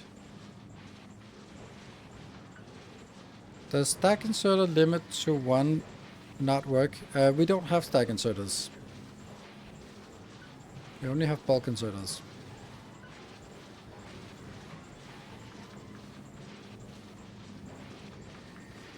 Need to increase length to account for additional craft time required.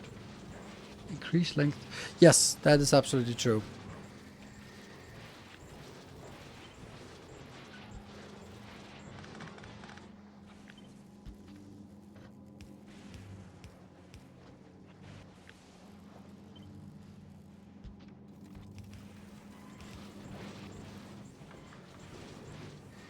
And then, so this would sort of have a peak capacity of this, but it would, it probably, yeah, so I don't really like this part, like it's,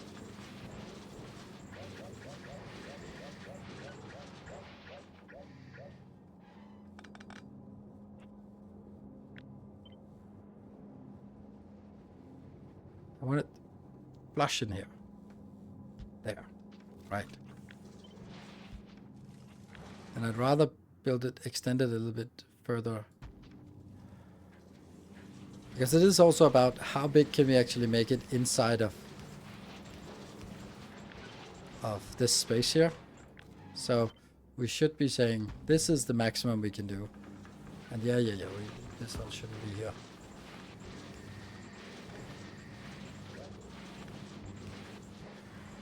And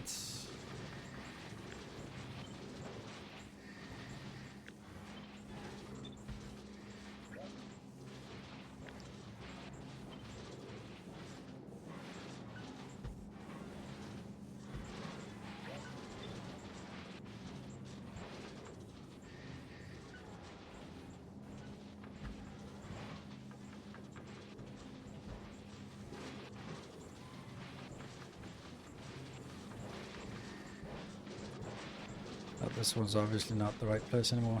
1, 2, 3, 4, 5, 6, 7, 8. 1, 2, 3, 4.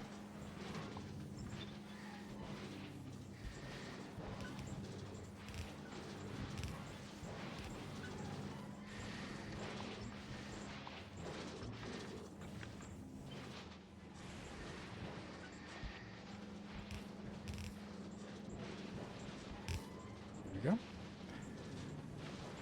And now it's definitely not fast enough. But it's a pretty nice size build, I think. can take this inbound.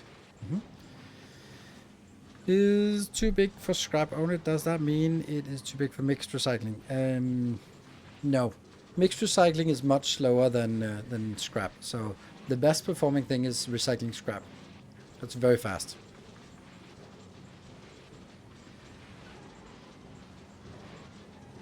So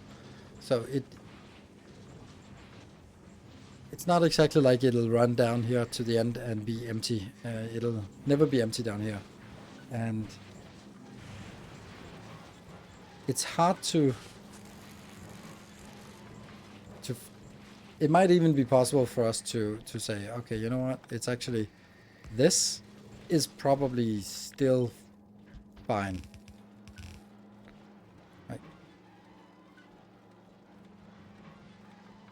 Like it still probably can't consume like this, right? This will still stutter. Yeah. So it's not even 60 scrap once it's recycling everything else. We need the Satisfactory measuring to measure the throughput on this one. How many can fit in the city block? Yeah, that's a good point. 3? I guess that's a...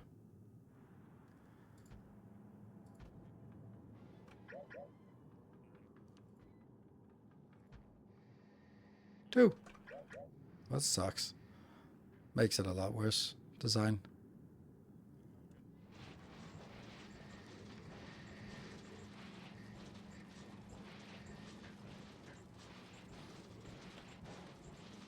Can add a number display that absolutely, yeah, but it's, I have added it and then I spent the time setting it up and I never ever look at it again because it's just a little blah. Like if it was something like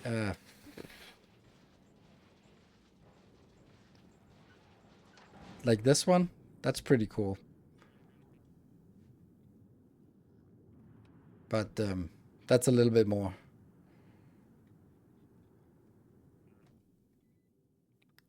And then you're gonna be like, what is that?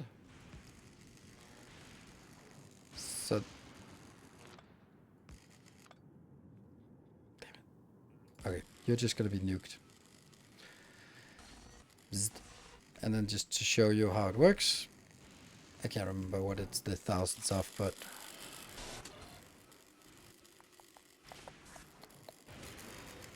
no idea. Don't mess with this one.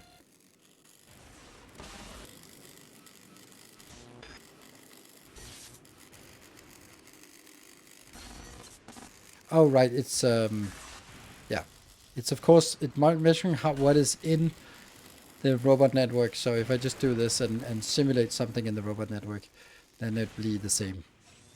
So this one's like 12,000, and this is 34,000, and you are 38,000. That's good. But you're sad, you're only 2,000, right? You can see, it shows that percentage, super amazing. Really, really well done. But then looking at this, I go like, oh yeah, what a pain in the ass it is to set this, to make this.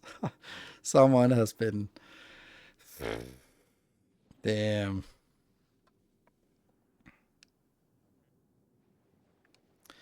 If you set up, oh yeah,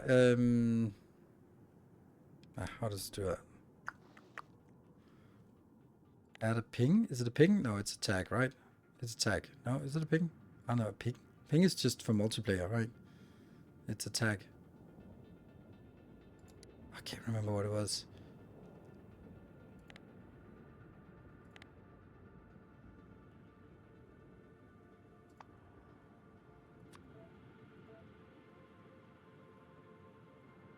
No, that didn't work.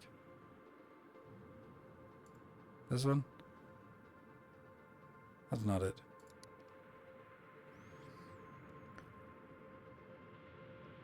Alt right click. Right, it's the other right click. Right, and then this stupid thing. Don't always visible. But then when we click it here, it also means that you can just hover over it and you can see anywhere, from anywhere you can see this. Should it also have an icon? Yes, it should have an icon. So this is how to make it neat. So anywhere you are, you can just hover over it and say, ah, okay, this percentage, really. Why do you have a second and third Vulcanus ship? Because the first one didn't work. And the second one wasn't good either.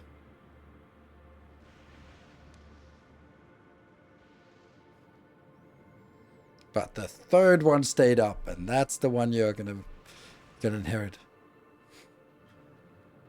Yeah.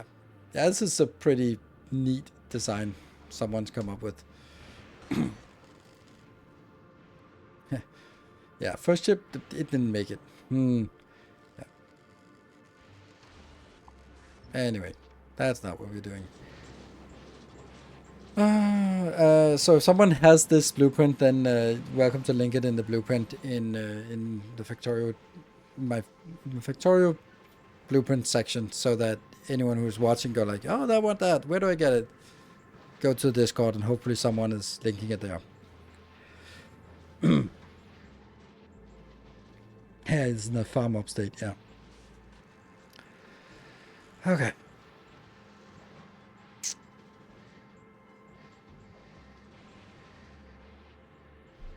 Yeah, I like this size-wise in length, but the fact that it can't be put in 3 times is a problem.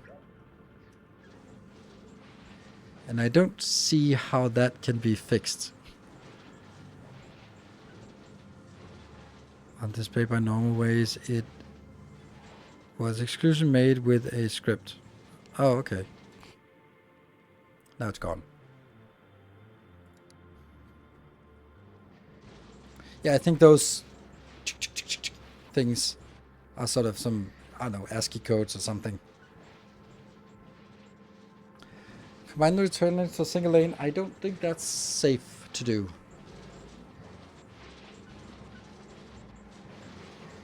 Running belt through inserters.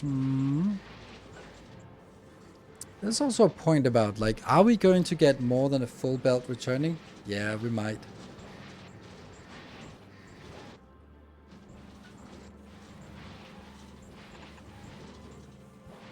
Oh, just jump out of this mode. But even if I did this, it wouldn't actually help, because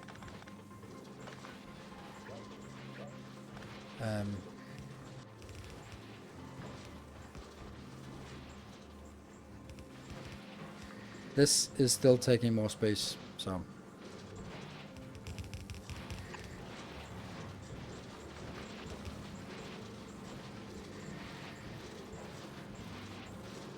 And I don't know what to do now.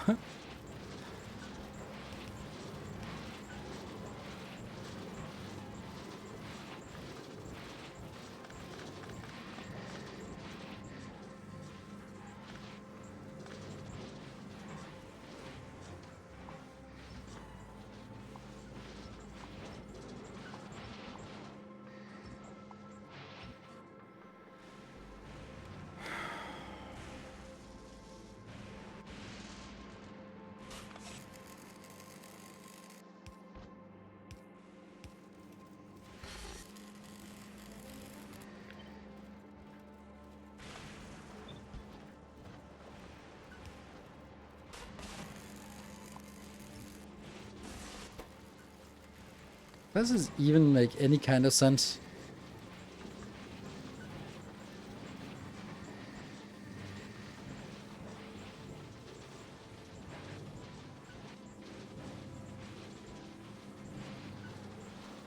Then we have this as the next problem.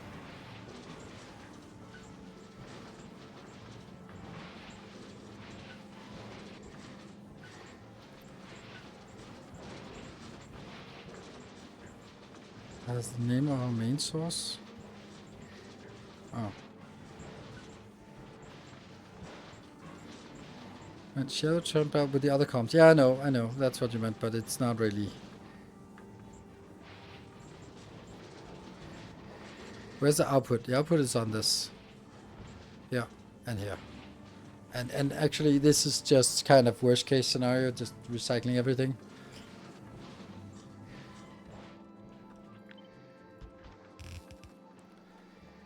Let's see if this one is continuously flowing in. No, it's not. Okay.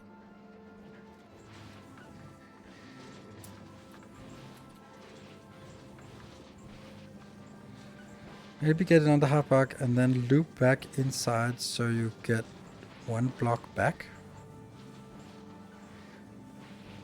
Don't understand what that means.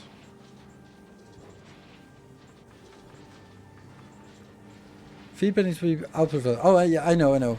But I couldn't. I didn't want to do all the output filtering just now. So it one thing at a time.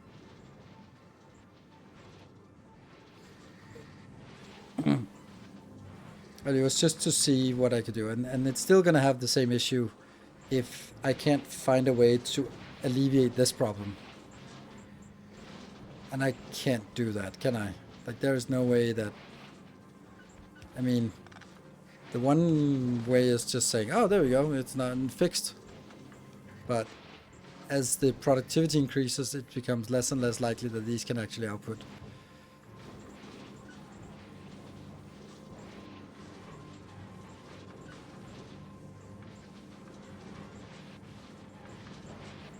Only by doing asymmetrical, I don't think that you couldn't do it anyway.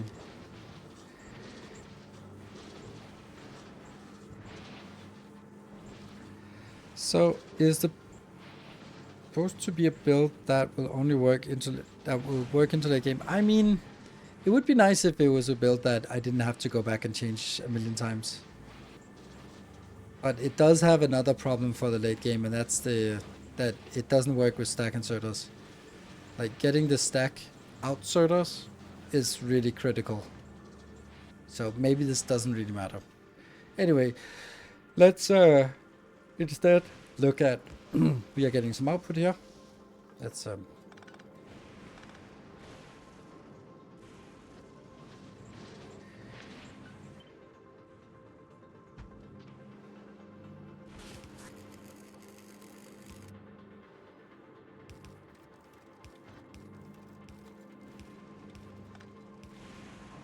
so I think I found a really good solution to this, but it was also like almost. So first thing, we're gonna do this. Then I'm gonna filter out the most abundant thing. That's this stupid thing.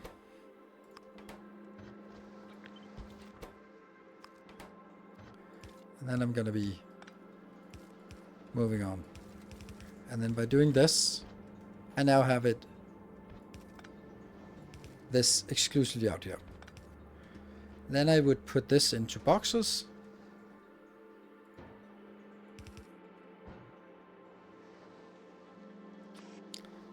Like so, and then put them out here. Maybe we should just get a little bit further in so we can build it as a module.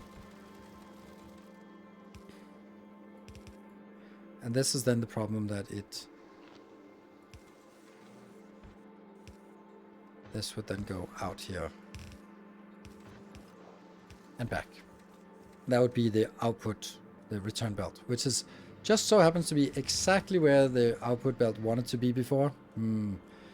Almost like it wants to, it knows what it wants.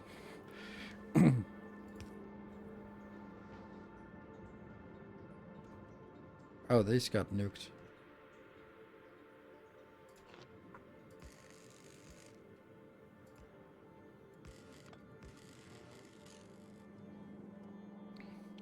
So the problem with this is that it outputs only on one side, and that's not good.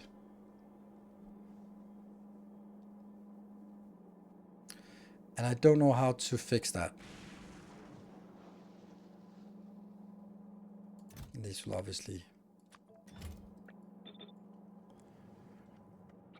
And then the idea is that we take this and we vertically flip it and put it down here, which will then be the second most common thing.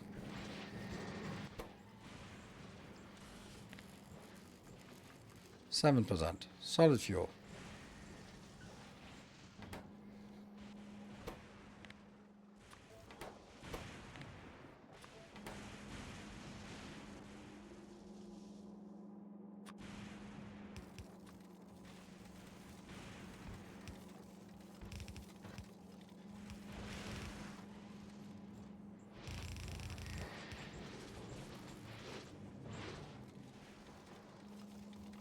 think we need to go back to the other design.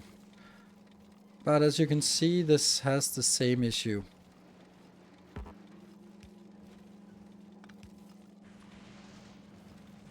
That it only outputs on one side, and then obviously I could make this into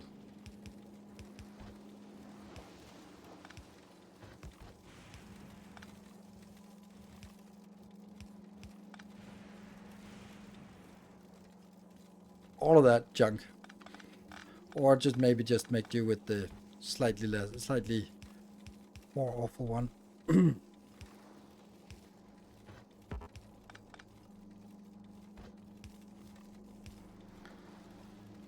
This one.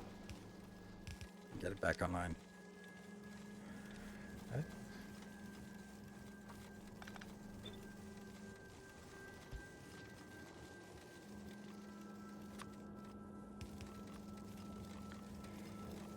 Yeah, so this is no good because there's too much wasted space in here.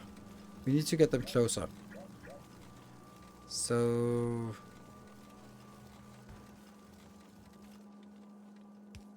better to do that, I guess, so the next one can go closer.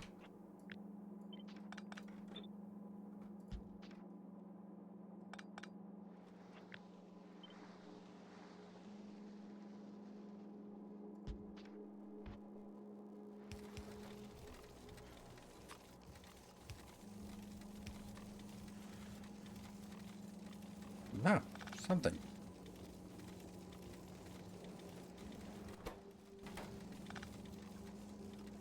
But then this one has to be the same again. Oh, no, it's even better. Can it go up like this? Yeah, okay, let's start over.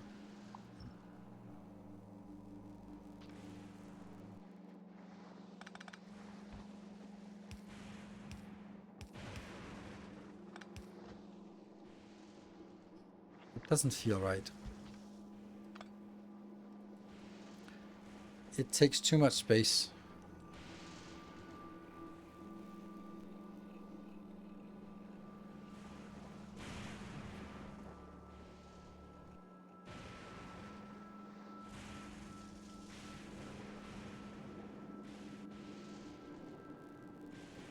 I think this...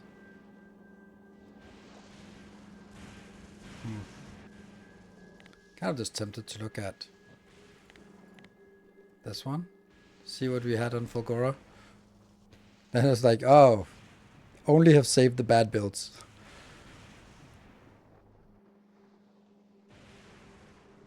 So why even not label this one? Oh yeah, this is just a destroy everything, I think. Yes. Optimal destroyer.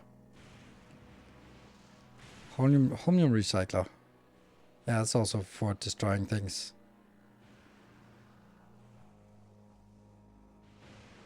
That's some weird builds. Recycler branch. Yes, there's a recycler branch.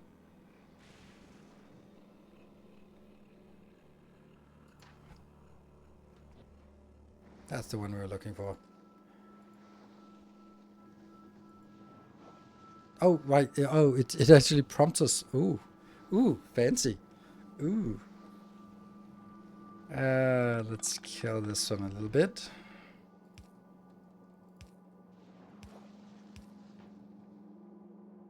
And it even has quality. And...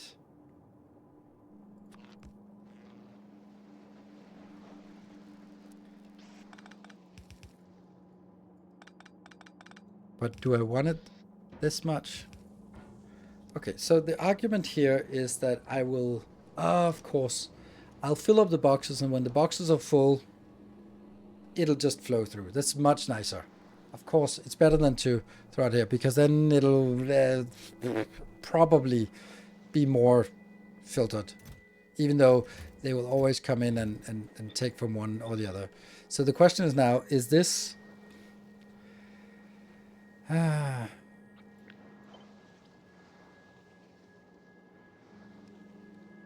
I'd like them to be this close.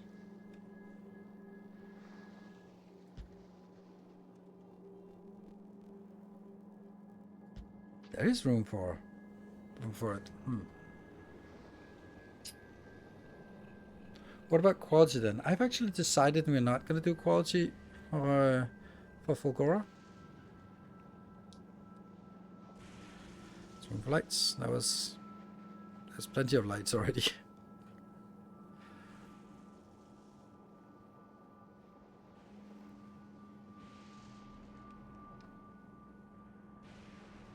More lights.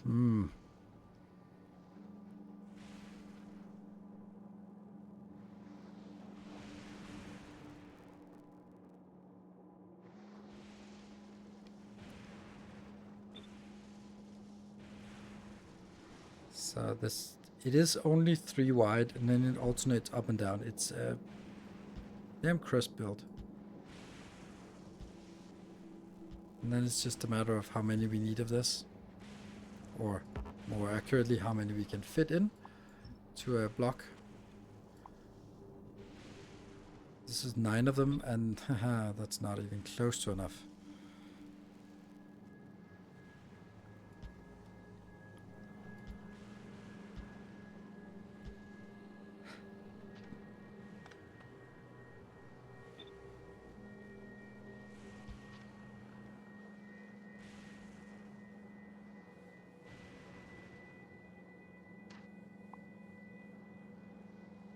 That's 14.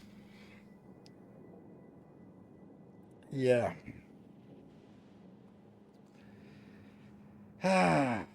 Well, there are 18 products, but maybe some of them don't warrant their own part. Like, do we really need stone? Do we really need iron ore? When to start quality on Vulcanus?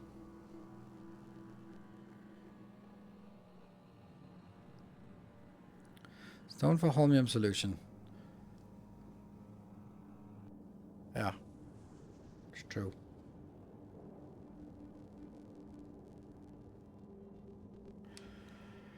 Would 2 recyclers and one of these filtering thing fit into 1 block?